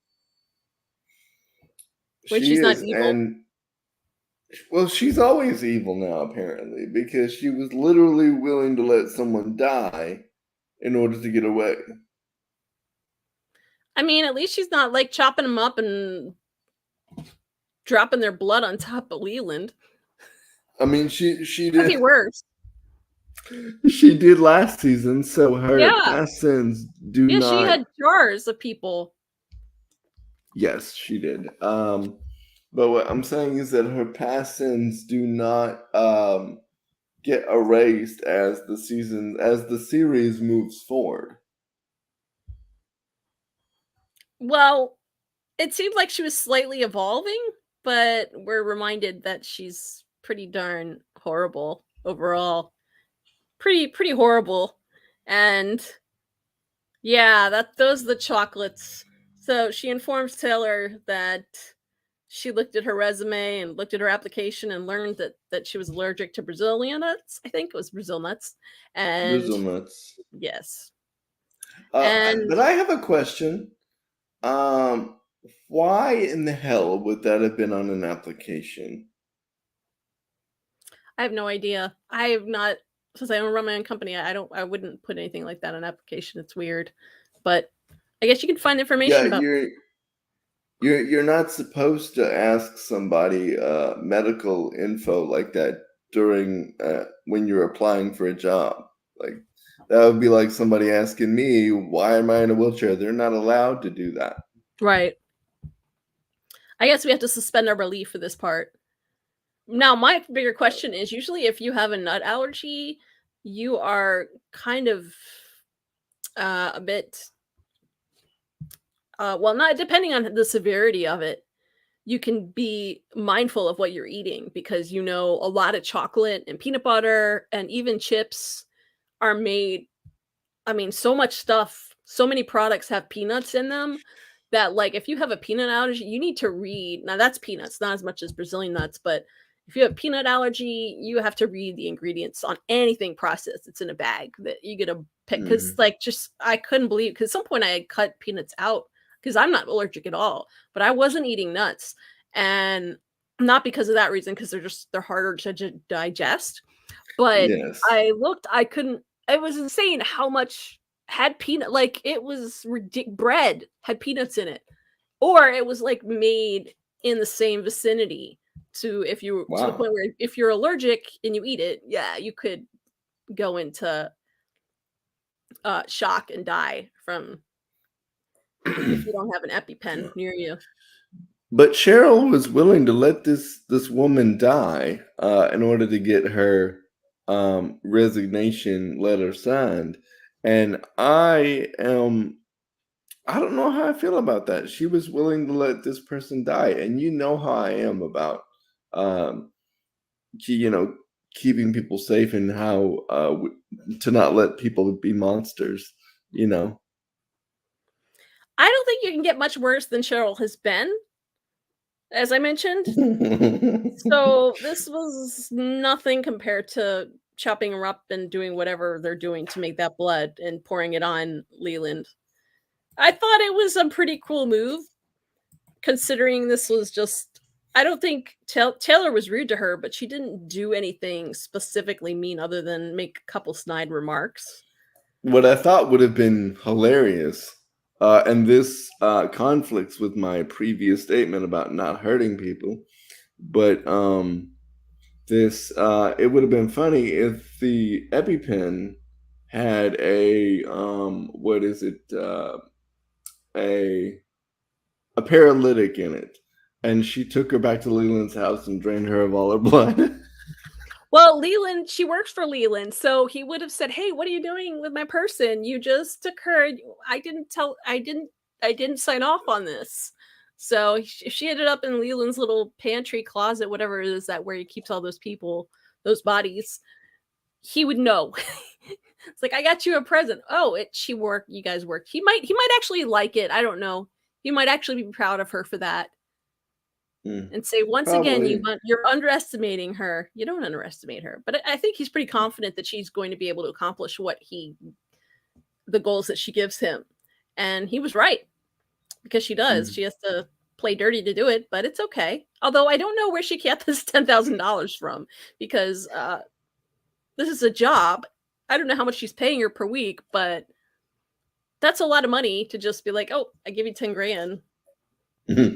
I would give anything to make 10 grand a week. Oh my god. Well, she just gave it out just like that. She didn't. Now, 100 grand, she wasn't going to be able to afford that, but she said she could pay her 10. At this point, I guess Cheryl's just thinking the accomplishment.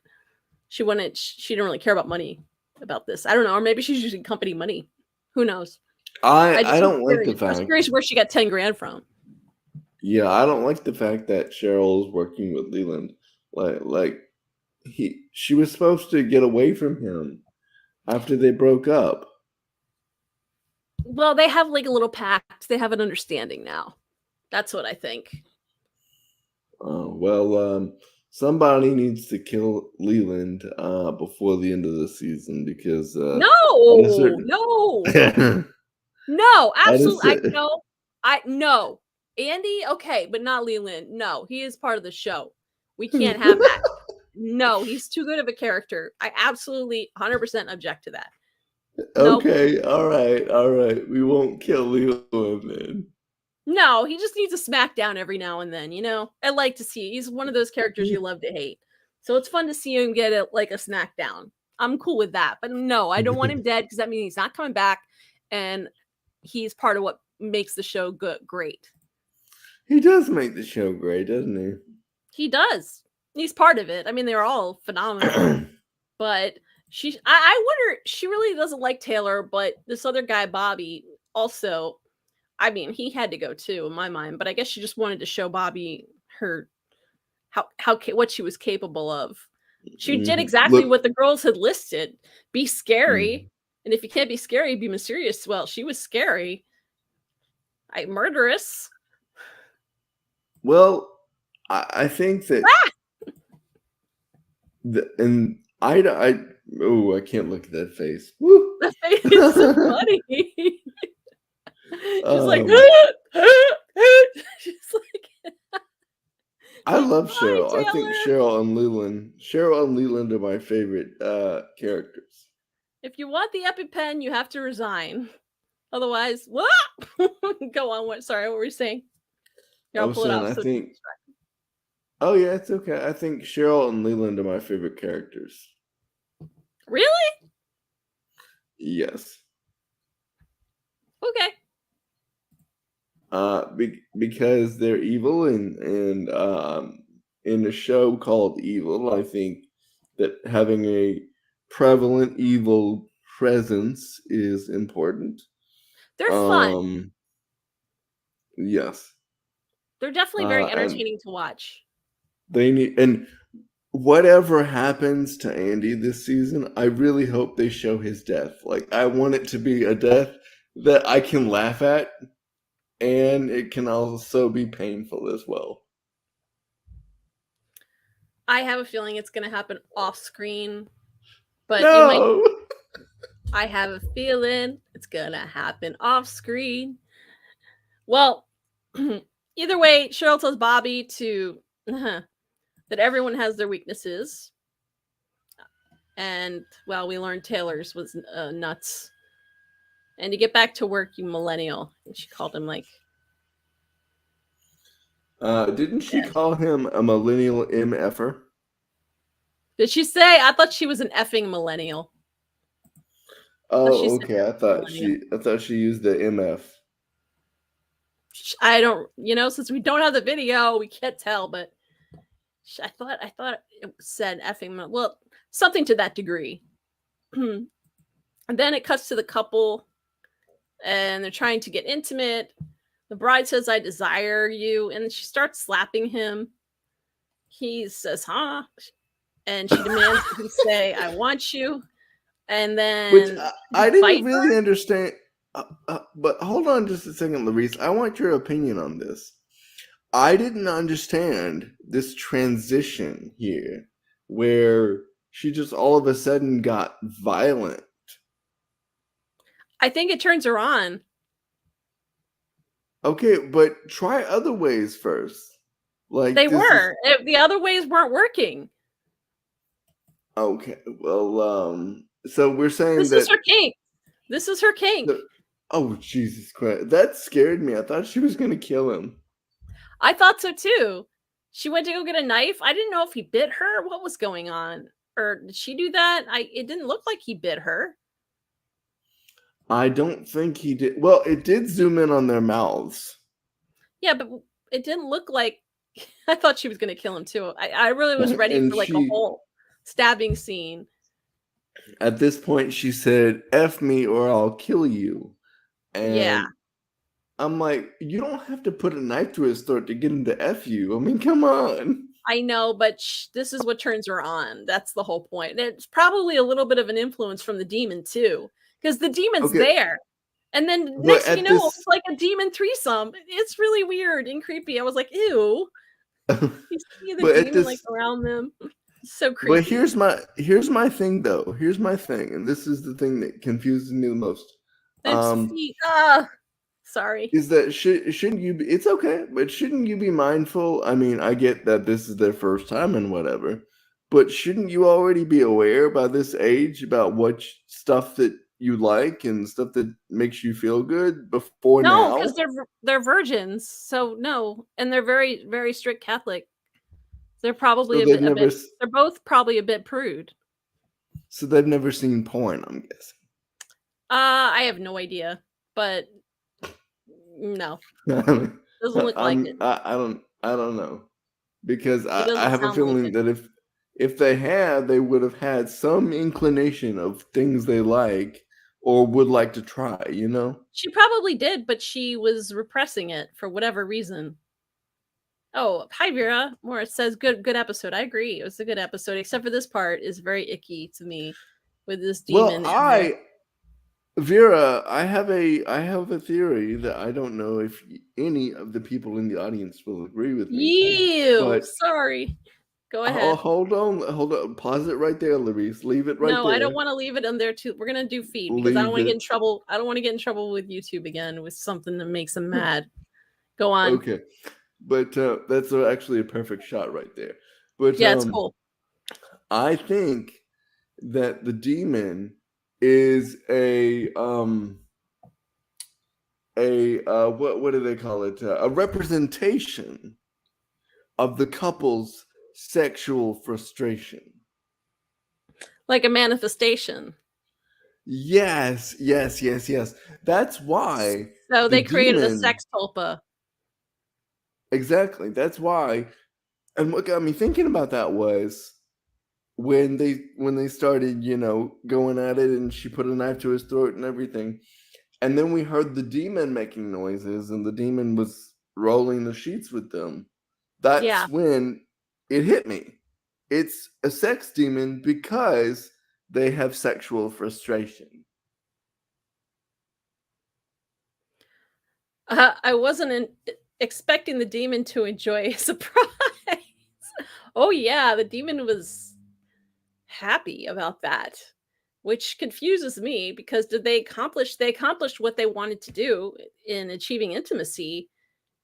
I thought his whole purpose was to disrupt that Which, process. yes, but you would think that. And my thing is that I always thought that a sex demon would make people want to have sex more, not prevent them from having sex. I Not mean, if they're I don't know. married and had been virgins and were having intimacy issues, then whatever's going to make them more unhappy. Whatever's going to cause any type of friction and not the good kind of friction, Larice, that tension and come. friction. Friction. Not the good kind of friction. Did Walt come into the room? No, why? No, because you sound like him. I sound like Walt? Oh no. I don't know if that I In don't even know what to think of that. in talking about friction. Oh, okay. No, I was talking about legitimate friction, like not anyways. Um, I was picking at you, but it went over both of our heads, I guess. yeah. I was like, well, I made a little innuendo too, but Yeah. not as obvious as Walt. Walt will just flat out blab out something completely inappropriate. I can't with these. I can't with that. That's so weird to me. It's And so bizarre. the demon made noises, if you remember. Yeah, I don't want to think about it. But this is my favorite episode. This is actually my favorite episode. I love it. Really? Yes.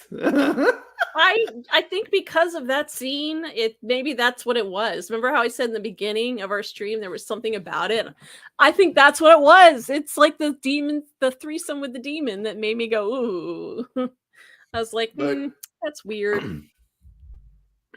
but they can't keep up this whole, F me right now thing or I'll kill you type of thing.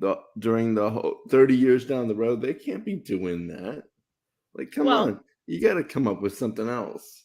well, that's for them to worry about at this point. The whole point is they got past the initial problems that they were having, the initial Okay. obstacles.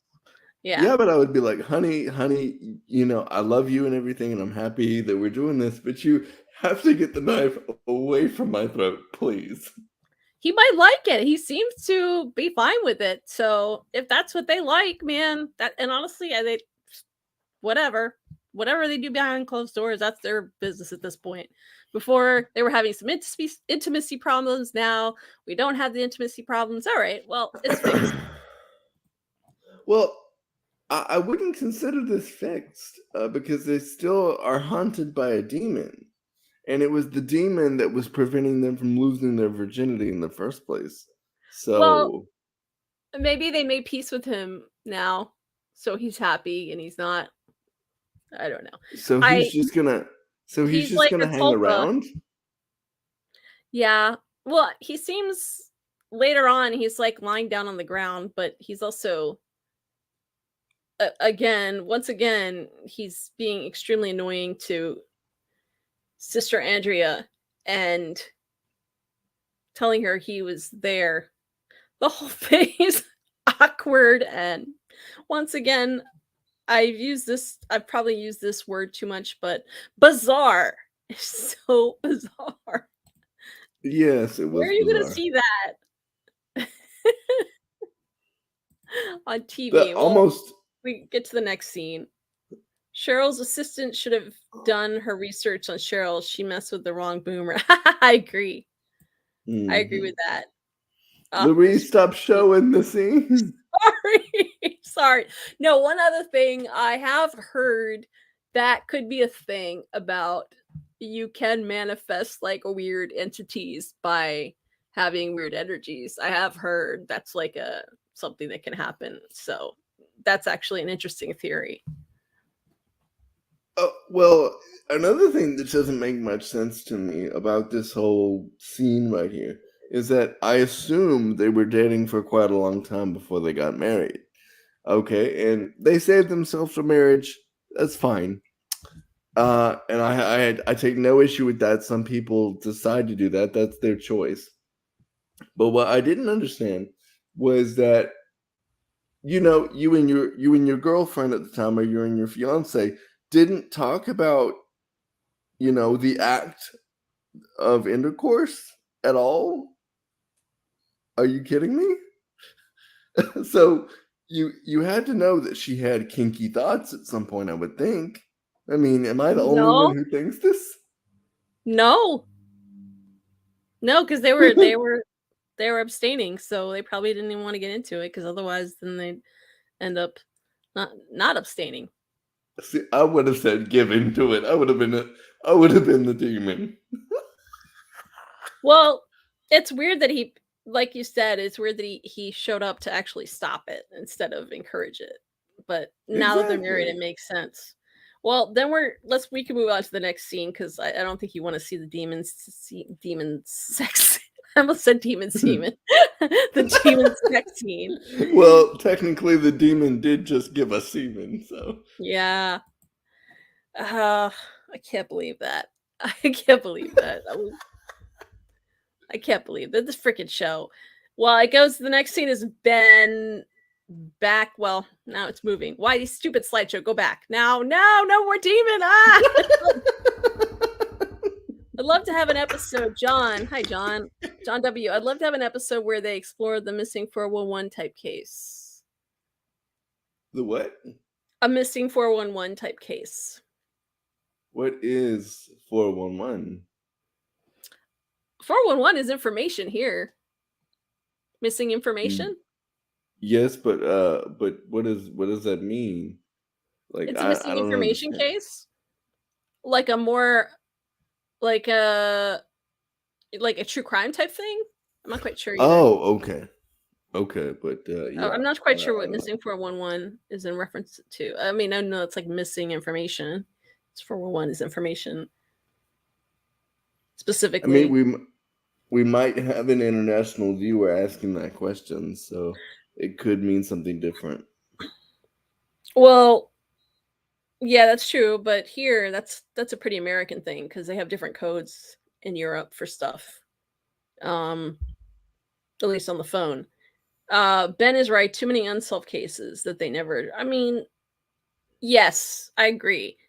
They have a lot of unsolved cases, and they're what they do differently than they do actually resolve it to some extent. Usually, like last week's, we had the resolution Was it last week or the week before that we had Wandering Jack, the blur that was on Last Family? week. Yeah, so last week we actually had a resolution that was a logical resolution. That's explained. Mm-hmm. But then there's all these like mini subplots, especially the Cheryl and Leland. There's a lot of unanswered questions with that. The Oh, the nun with the stigmata. Yeah. So I think some of the cases are left open. Some of them are really easily explained. And well, yeah, then we had the demon that they the demon that they set free with the bot flies that's out there. Yeah, yeah. That was another one of my favorite episodes too. There was actually I forget where it was. It was somewhere in Asia recently. They released some demon that was centuries old. This is real life. I read about it and I heard about it. It made me think of Evil. I think I may have Yeah, sent you I sent you the definitely link. sent that to me. Yes. Yes, that actually literally happened, and I can't remember where it was exactly. It was an Asian country, and they released it. And I heard about that, and I said, we really need that to happen right now because the way things have been going the past couple years, we don't need that. We don't need that. So there are a lot of I would say they always had at the end of X-Files, they would have like Scully or Mulder, they would do like a little bit of report, especially in the early seasons. They'd have some type of narration. The show had a little bit more of a button usually Mm-hmm. than this show. Sometimes it feels like the episodes ends in the middle of the show. And this episode didn't really Like The have. Sopranos. Yes. Some episodes have resolution, other episodes, well, it's not quite, because it's still more episodic than Sopranos. It's not quite like that, but some episodes you never know what to expect, but there are episodes that feel like they ended right in the middle of the episode. So, like this one didn't really have an ending. John W says missing 411 details with people. I'm sorry, missing 411 deals with people who disappear mysteriously in the national parks. No one knows why, and sometimes they disappear right next to someone else. And then he then he goes on to say there are a lot of books by an author who deals with the missing 411 cases. Real weird stuff. Yes, that does sound weird. Yeah, I there's like, honestly have never heard of that, so I'll need to yeah. look into that. Well, missing people in parks is a huge thing, and in fact, it's pretty common. I mean, there's X amount of people, like 100,000 people go missing every year. But the missing in parks is not pretty common, but a lot of times if someone goes missing and it remains unsolved, it happened in a park. And I've seen a couple documentaries on that, and it's in the country. And You'll what have were you to gonna say? point me to it. You'll have to point me to them because I definitely want to see that. There was one I watched on Tubi, which was free. So I'll send you a link if I could find it. I can't remember which one, but we could probably look them up. But I have a Tubi, yeah. so yeah. Hmm. I said I have a Tubi, so Something funny. Sorry, it sounded funny. what? You said I have a Tubi.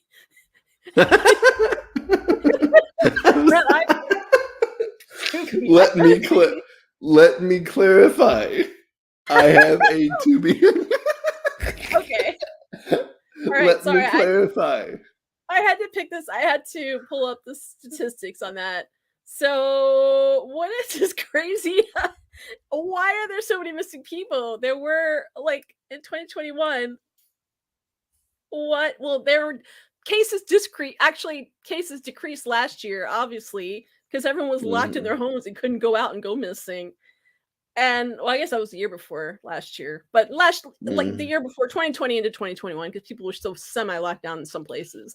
So it said it was like 521,000 cases, where the previous year was like 2019. But like if you go back to 2018, it's like 600,000 people, and a lot of these are resolved and solved, and they find the person fairly quickly. But and a majority of them are with another parent, like it's a missing child with a parent, with the parent Like Mhm. basically their parent kidnaps them. But there's a handful that aren't resolved. So but there's a lot of those park cases. I agree with that. That's weird. All right, we went off topic a little bit with the Okay, Tubi. okay. So let me clarify. Let me No, we were clarify what good. I was gonna say. I have a Tubi account. A Tubi account. It was just funny. I don't know why. I don't know why I was like, oh, we have a lot of more people coming on, joining on. So the next scene, Ben, we finally see the three of them together for the first time in this episode. We didn't see them together at all. We barely saw any of David. Which is So disappointing. yeah, kind of missed them. I missed the gang. And they noticed, Kristen and Davis noticed that Ben seems a little bit more lighter, lighter. His mood was lighter. Whatever was been kind Mhm. of dragging him down lately. They noticed a change in his personality and a change in his mood.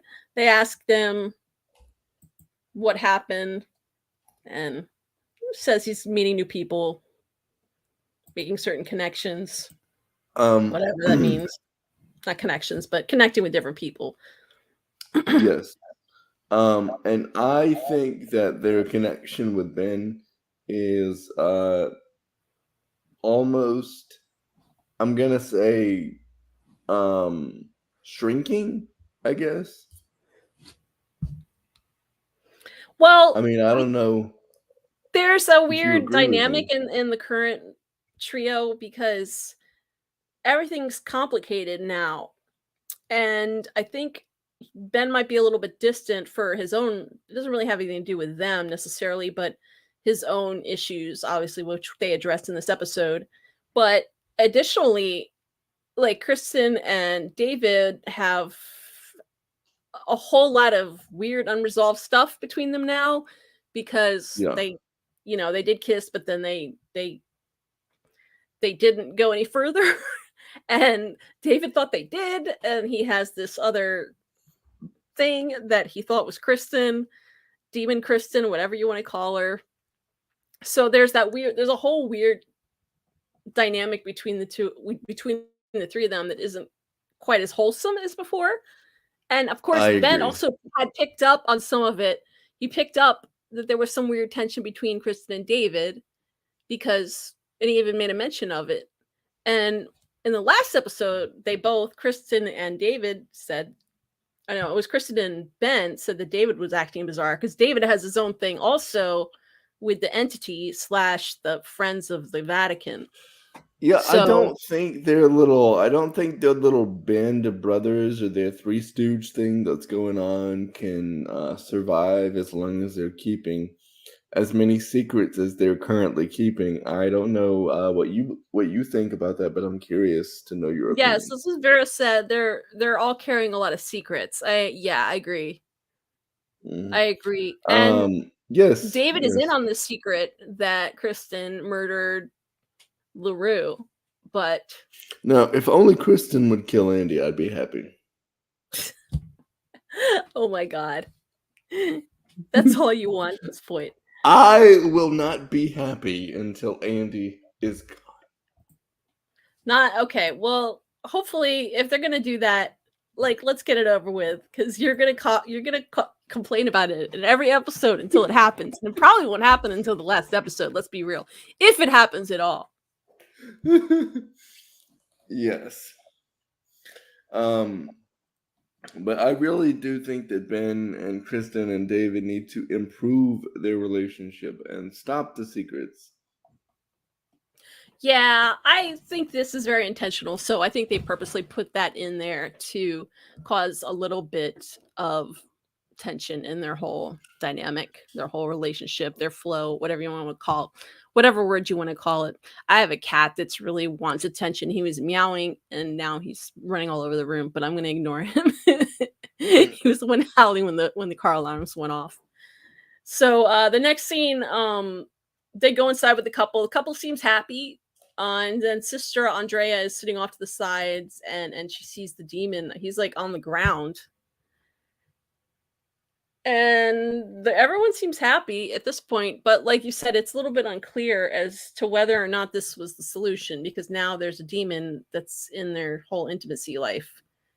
Yeah, I mean, what's gonna happen when they have a kid and that kid gets old enough to like and that kid just is that demon gonna mess with that kid and tell him or her to go do bad stuff to other people or what? Well, Like, maybe come we'll on. get another episode. Maybe they'll make a reappearance.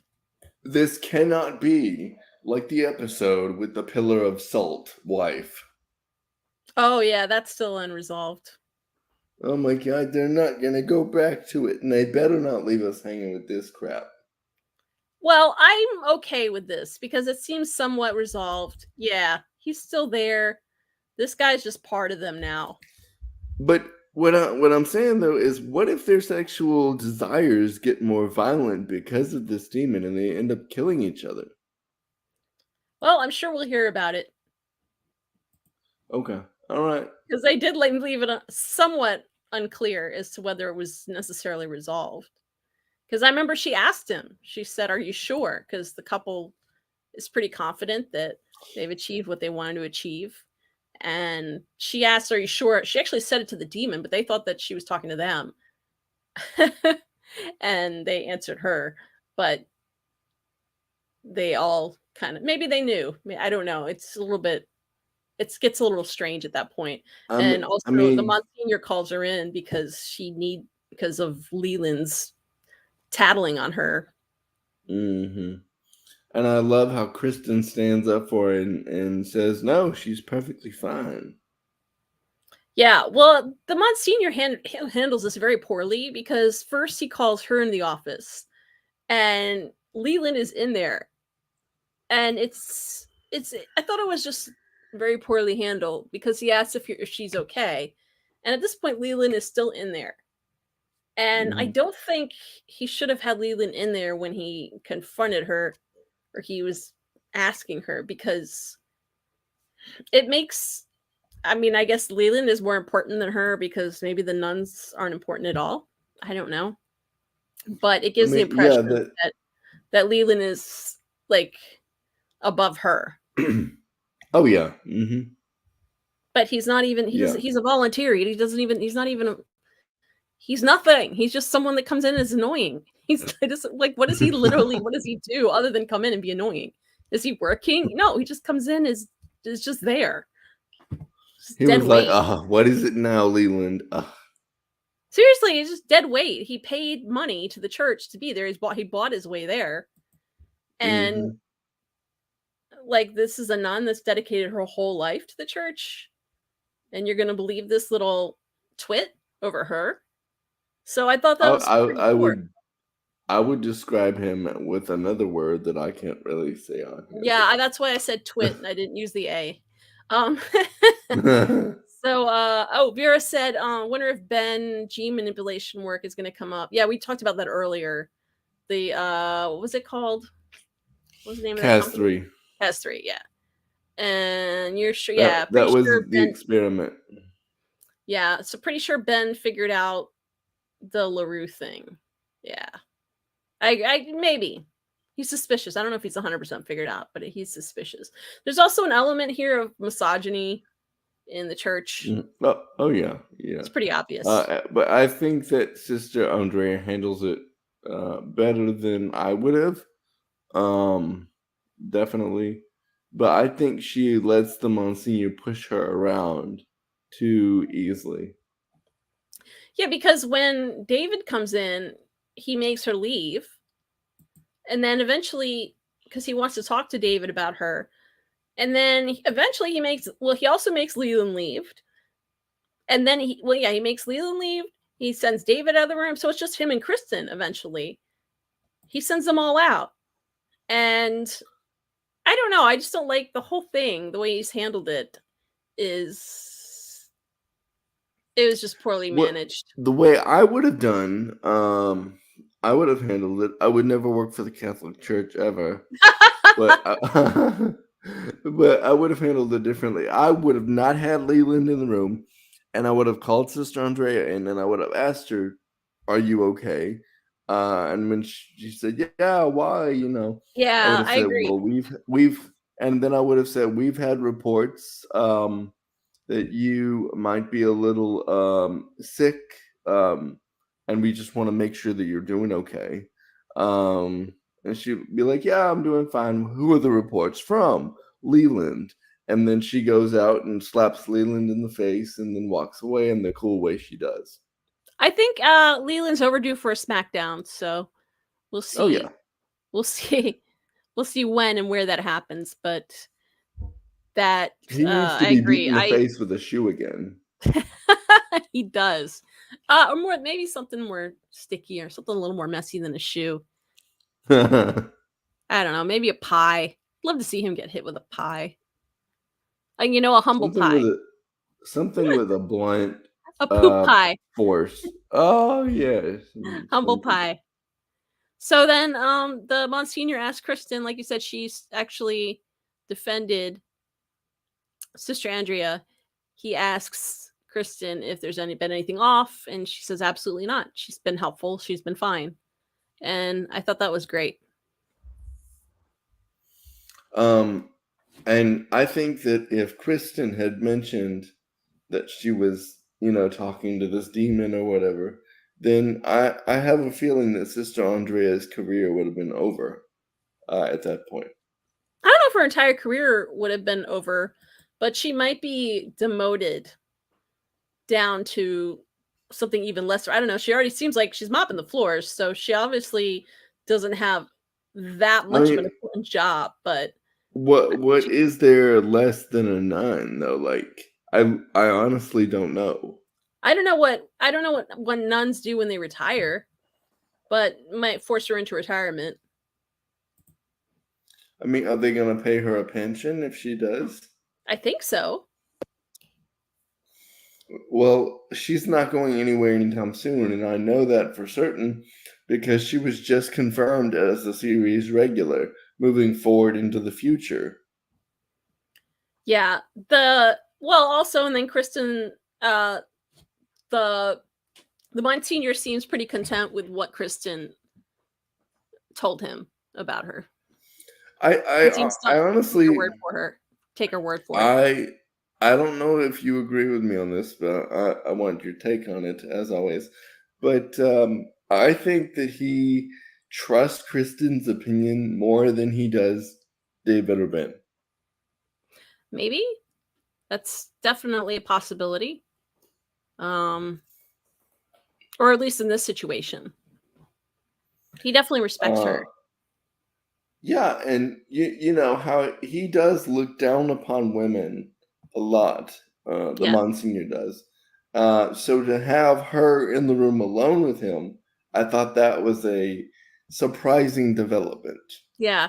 Well, the church in general, as Kristen found out in the one episode, the church in general treats women a certain way, and yeah, the one Yes. episode kind of went into that a little. That was actually the same one with the bot flies. Ugh, I don't want to think about those bot flies.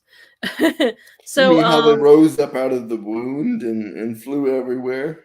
disgusting, absolutely And of disgusting. course there was that sexy nun that shouldn't be a nun. Oh yeah, the cute nun. That's right. Well, I really like this Yes. this last moment between Kristen and Andrea. There seemed to be like camaraderie and kind of like women stand up for each other, respect between the two of them, and understanding. I thought it was really, really Hmm. well directed, and like the camera, it started like from a distance in the hallway, just slowly zoomed in on them, Hmm. and the nun actually calls her doctor at this, and I think Kristen had to correct her earlier. And sorry, the nun, Yes, she Sister did. Andrea. She, Sister Andrea. There's just a like a understanding, like a mutual respect. I think that's what I want to say. It's like if I was fishing for the right words for it. A mutual respect. I thought it was really And cute. I do think it has to do with the fact that Kristen stood up for her with the Monsignor. Because if that had not happened, then Sister Andrea would not have this moment that she is currently having with her. I agree. I absolutely agree with that. I'm so glad that they did not go that route, because when I saw that happen, I saw them kind of leading into that and alluding into that. And Kristen could have just thrown her under the bus, and she didn't. So I'm really, really, really glad that Kristen did that and said no. Mhm. I'm really glad that happened. So there's a couple comments in here. So that's the end of the episode. Um, anyone ever wonder whatever happened to the first demon, Night Terror, George? This new He's sex dead. demon. Yeah, she killed him, right? Yes. And this new sex demon introduced tonight was just appeared out of nowhere. He's he's with the couple, so wherever they go, he's gonna go. So unless they come back, he's not gonna be. He's only there when she was there. Sorry, when they were there. And the only person that could see him was Sister Andrea, because we believe Sister Andrea Um, can see things that other people can't. Vera, Vera, you said you saw him in the season 3 promo, but I saw the same figure that you did in the end of the promo at the very last second. But there's no way that can be George because George has been dead since the end of season 1. So it must be the introduction of a new demon. They're introducing at least 4 new demons this season. So we're going to be seeing a lot more new designs. Yeah. And the joke that you just made about horny stuff, that was not bad. So you don't have to apologize for that. He has horn because he's horny. No, it's funny. And then how do you say your name? Keguru? Keguru? Yes. Keguru. Okay. So I hope that we see demonic Kristen again as well. She came on strong the first episode of the season and then just went into remission. Was she demonic at the beginning of the season? Of the season, no, she got exercised at the end of season 2. Well, we believe that, or she believes that.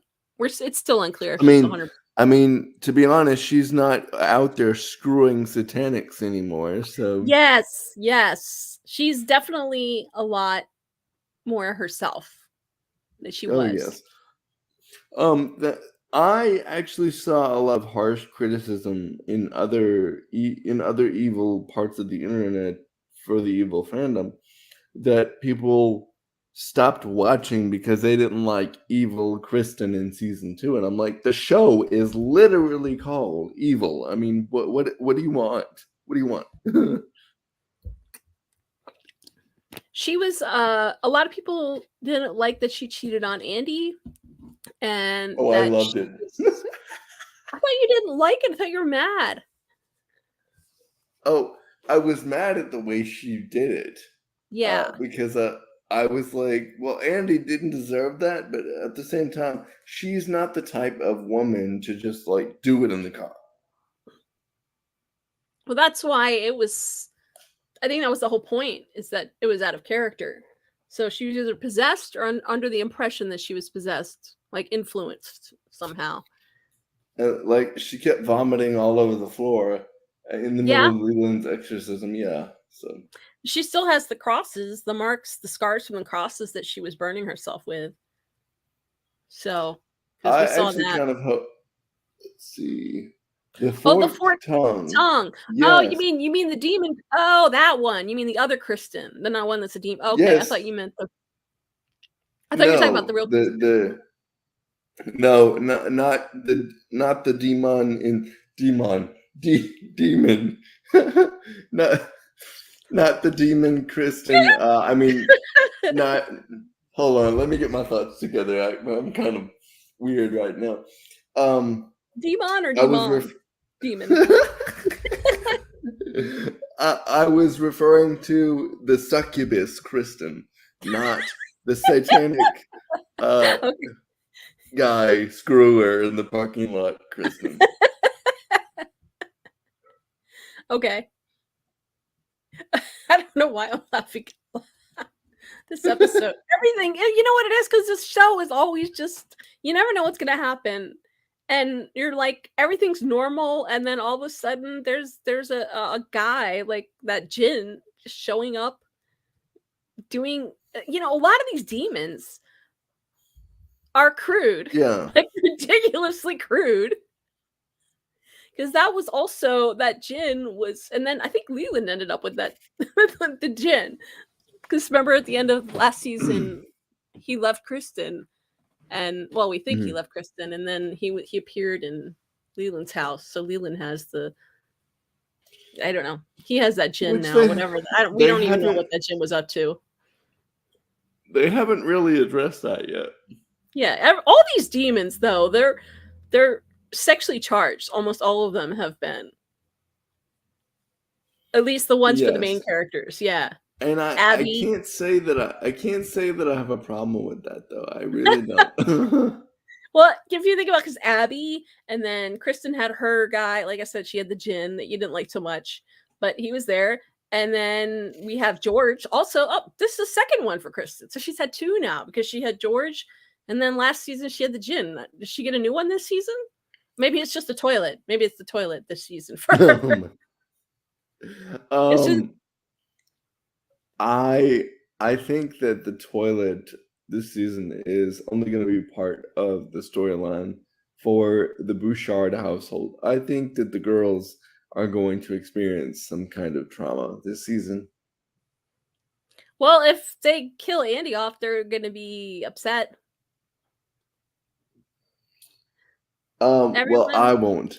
Vera said, everyone has been seduced or had sex with a demon. Yeah, you're right. Well, let's. Okay, wait. No. That's not exactly true, Vera. Because David has had sex with a demon. Ben was raped by a demon. Because, you're not supposed to use the R word on the stream. That's okay. Oh, sorry. Forgive me, YouTube. Sorry. Yeah. Was attacked. I'll use the word attacked. Was attacked by a demon, and she did some stuff to his nether region. But nether regions. But Kristen never had sex with George. No, but with the Jin present, the Jin was constantly influencing her and they always played that music. They played that music. But she never actually had sex with the demon, though. No, but he did. Like George did some stuff. George definitely did some stuff. He did some stuff. Yeah, he did some stuff. He went below the sheets, and yeah, we don't need to get into all. Yeah, we're not gonna. No. As it is, we've already get in trouble because if you say that word on YouTube, they like pummel. They'll throttle your video for saying that word. That's why you have to say essay basically. Well, I'll just when I need to talk about that, I'll just say attacked. Yeah, you could say essay or attacked. Yeah, attacked. Okay. All right, well, I am very sorry, guys, for using. I'm very guys. Oh, it's not them. None of us care. No, I mean, care. I'm sorry for risking the video being taken down by using the R word, though. Like, yeah, I didn't know I wasn't supposed to say that. It's late in the stream. They probably won't notice. But yeah, everyone has been. I mean, there's been some type of sexual issue with every. Yeah, I agree with Demon. I'm ready for house remodeling. Well, they're going to put in a new bathroom, so that would really suck. I want that contractor watched 24/7 while he's over there. Oh, you think he's a little shady? Yes, and I think that if left alone in the house, he will hurt the girls, and we cannot have that. Really? Yes. Well, she might not go with him anyways because she was interviewing different contractors and she didn't give him a definite answer. So we'll see. Sure, but I have a feeling since we saw him, he'll be back. Cheryl definitely shagged the demon. Well, she shagged Leland. It's unclear whether Leland's a demon or just Jake from State Farm.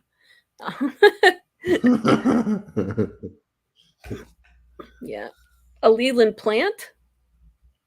Oh, you mean the guy? Yeah, you're right. Oh, that's an interesting theory. The contractor could be a plant for Leland, like a spy. Oh, John's leaving us for bed. Okay, John. Good night. We'll see you next week. Hope you had fun. All right. Yeah, we've already gone through the whole episode, so I think after this is just general chatter about the show. We can talk. We can go on for a few more minutes, and then we got to wrap up. But Oh yeah.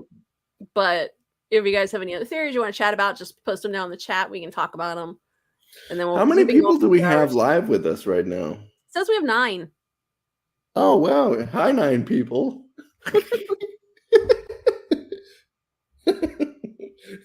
You know, I love these communities. I really do. They're really awesome. Yeah, they are awesome. I agree with you 100% on that. I don't necessarily agree with you on the shadiness of the contractor. I didn't see enough of him to be convinced of that. But you know, with evil, you never know. You never know. Good And night, the John. girls are always a prime you know, they're always at the middle of a situation. And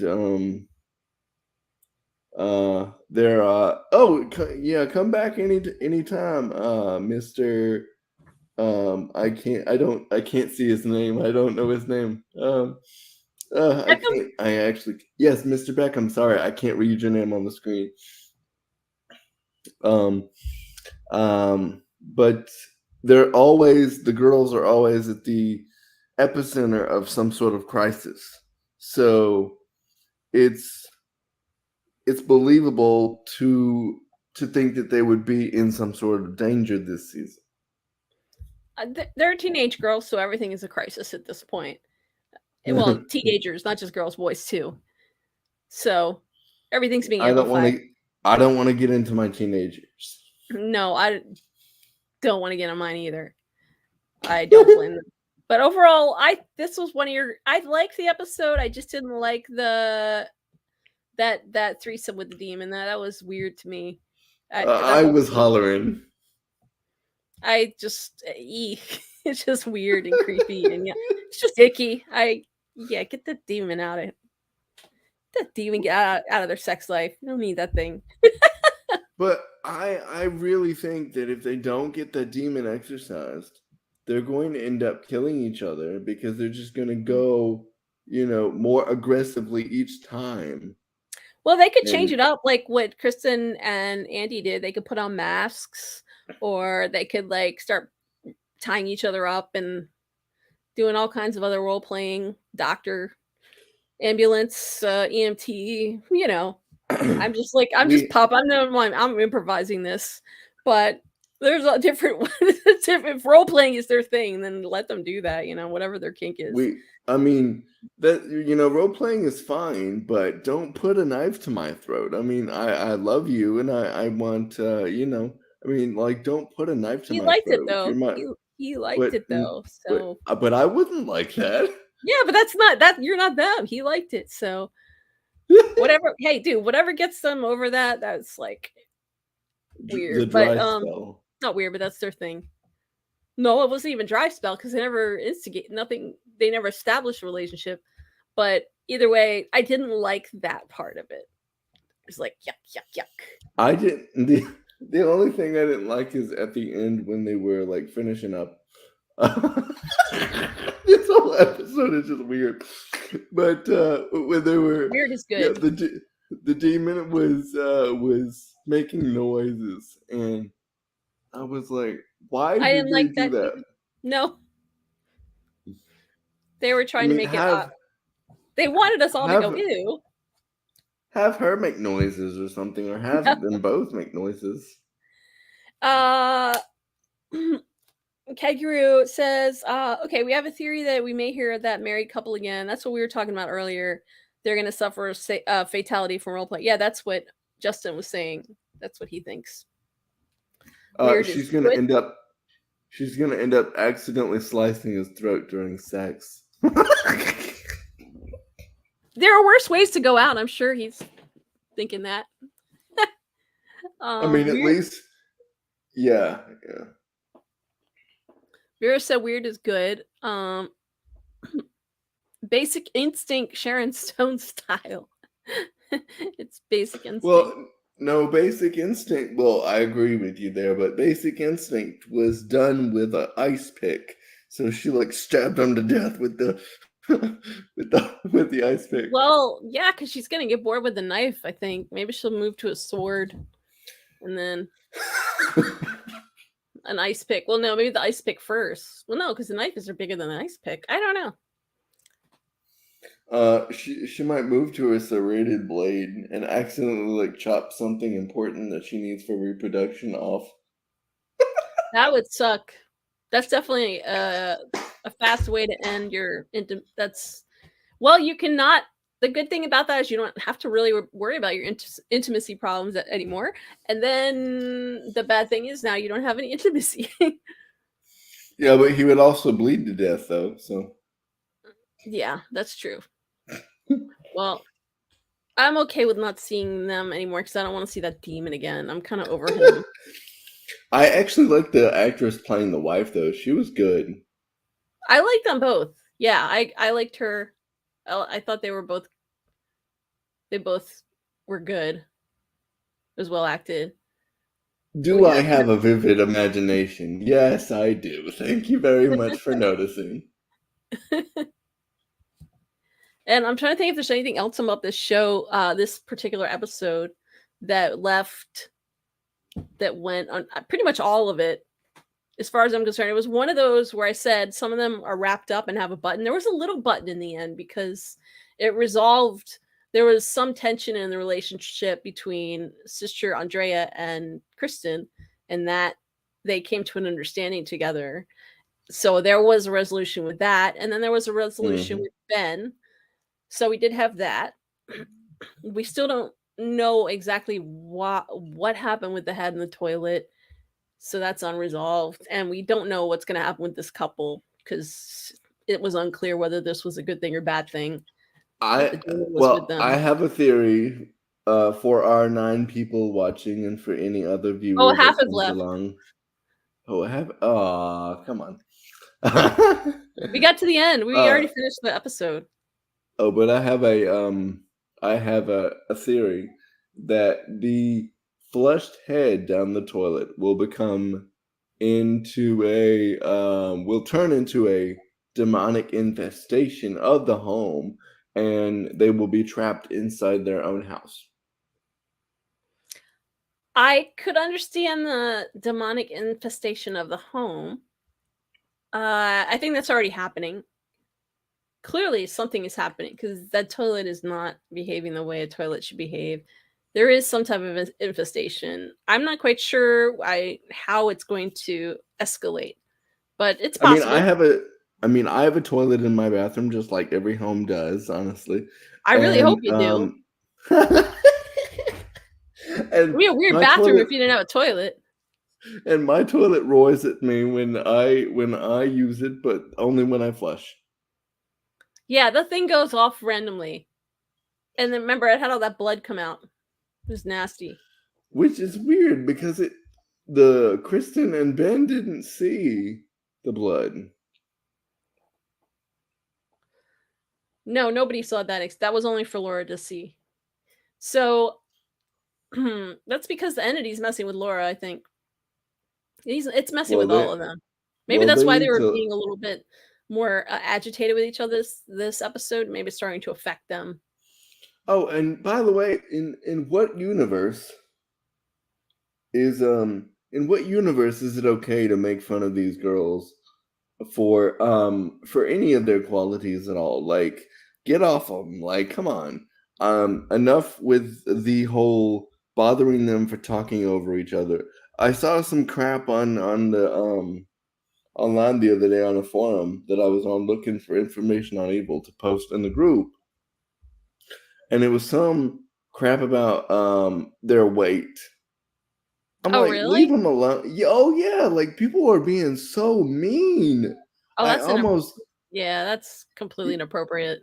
Should not be. They're kids. Like, yeah, exactly. Like, leave them alone. Jesus I don't know Christ. why, but yeah, people are really people can get that way, and they're creepy too when it comes to child actors.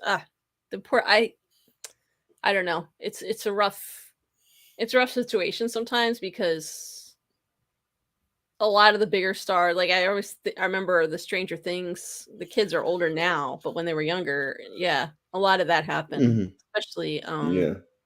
Millie Bobby To the Brown, the kid lead. with to the kid with small teeth, baby teeth. Yeah, Gayton, I think his name Yeah, is. people were I found threats toward him online as well Yeah, when I was researching the show.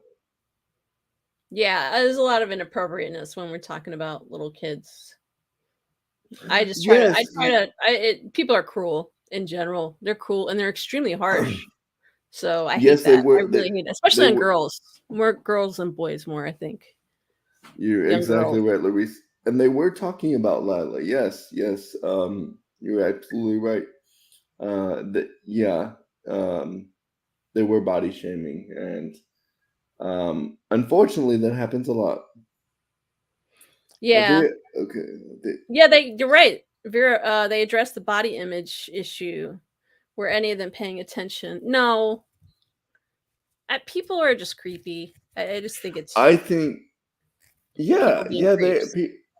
And I think that that whole body image episode was an attempt to get people to leave the girls alone.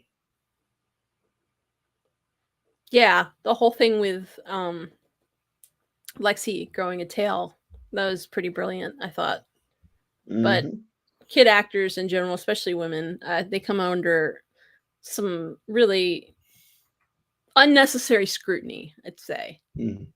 when it comes to And their bodies. That honestly, I mean, if it's a minor, you really should not be talking about it. It's completely inappropriate. You just need to leave and it. as somebody And and as as an somebody adult who too. exactly, and as somebody who gets attacked online on nearly a daily basis, I can tell you that it does when you're younger, it does have a psychological effect on you. But when you get older, it just pisses you off. So leave them alone. Yeah, yeah, I wasn't aware of that. Yeah, that whoever that was, I would have just blocked them. I mean, not from our group. It Like if I was saw them, was it on Reddit yeah, or? Oh, it was screw on that. Reddit. Oh, It was yeah. Reddit. No wonder. Yeah, we don't allow that in our group. So our group is we don't you be thrown out really fast. Do we post links to the group in our description Yep, below? yep.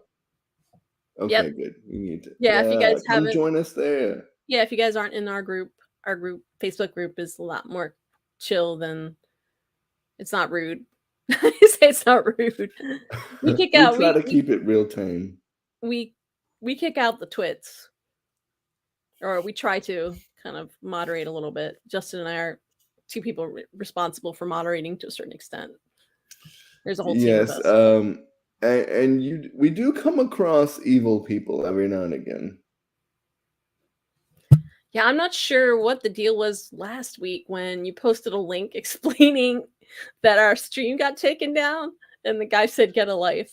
I was like, what? Yeah, I and I was like, was yeah, like, and then I said, what? and That's like a 2010 comment on someone that's like posting a video. Like, where's he from? Like 2010? like it's not, yeah, and we put in a lot of work into the one last week. I mean, come on. Yeah. Yeah, that was frustrating that it got pulled down, but this one, if it gets pulled down, I don't know what to say because we were very careful and we had to sit through that annoying slideshow. Well, if it gets pulled down again, we'll just be on here talking to me. It'll just be me and Larice with no stills on the screen. Yeah. Yeah, this still shouldn't be a problem. But we're almost at 2.5 hours, which is quite a bit. We already wrapped up the episode. There's not anything else we should wrap up. But I am looking forward to next week's, and we will do another live next week, 9 p.m. Eastern time. And What are you gonna before say? we go, before we go, we should point out that these are our Twitter handles in the yellow boxes below us. Oh yeah, come follow us. That's also my So yeah, TikTok handle. come follow us and engage in discussion with us. We'd love to hear from you. And yeah, so I have to warn you, my come join us. Twitter's mostly political, so just a heads up. Yes, so is mine. And my TikTok, but I talk fan stuff too. I have a lot of X-Files fans Friends. Not as much as I I'm used to. mostly Star Trek stuff and political stuff. So, but I talk evil on there too. So if you want to talk evil or Star Trek, I'm your boy. Yeah. Well, we're glad you guys watched, and we will see you guys next week. Thanks for watching. If you haven't subscribed, please do. Give this a thumbs up, and we will see you guys next week. Same time, same place. Bye. All right. Good night, guys.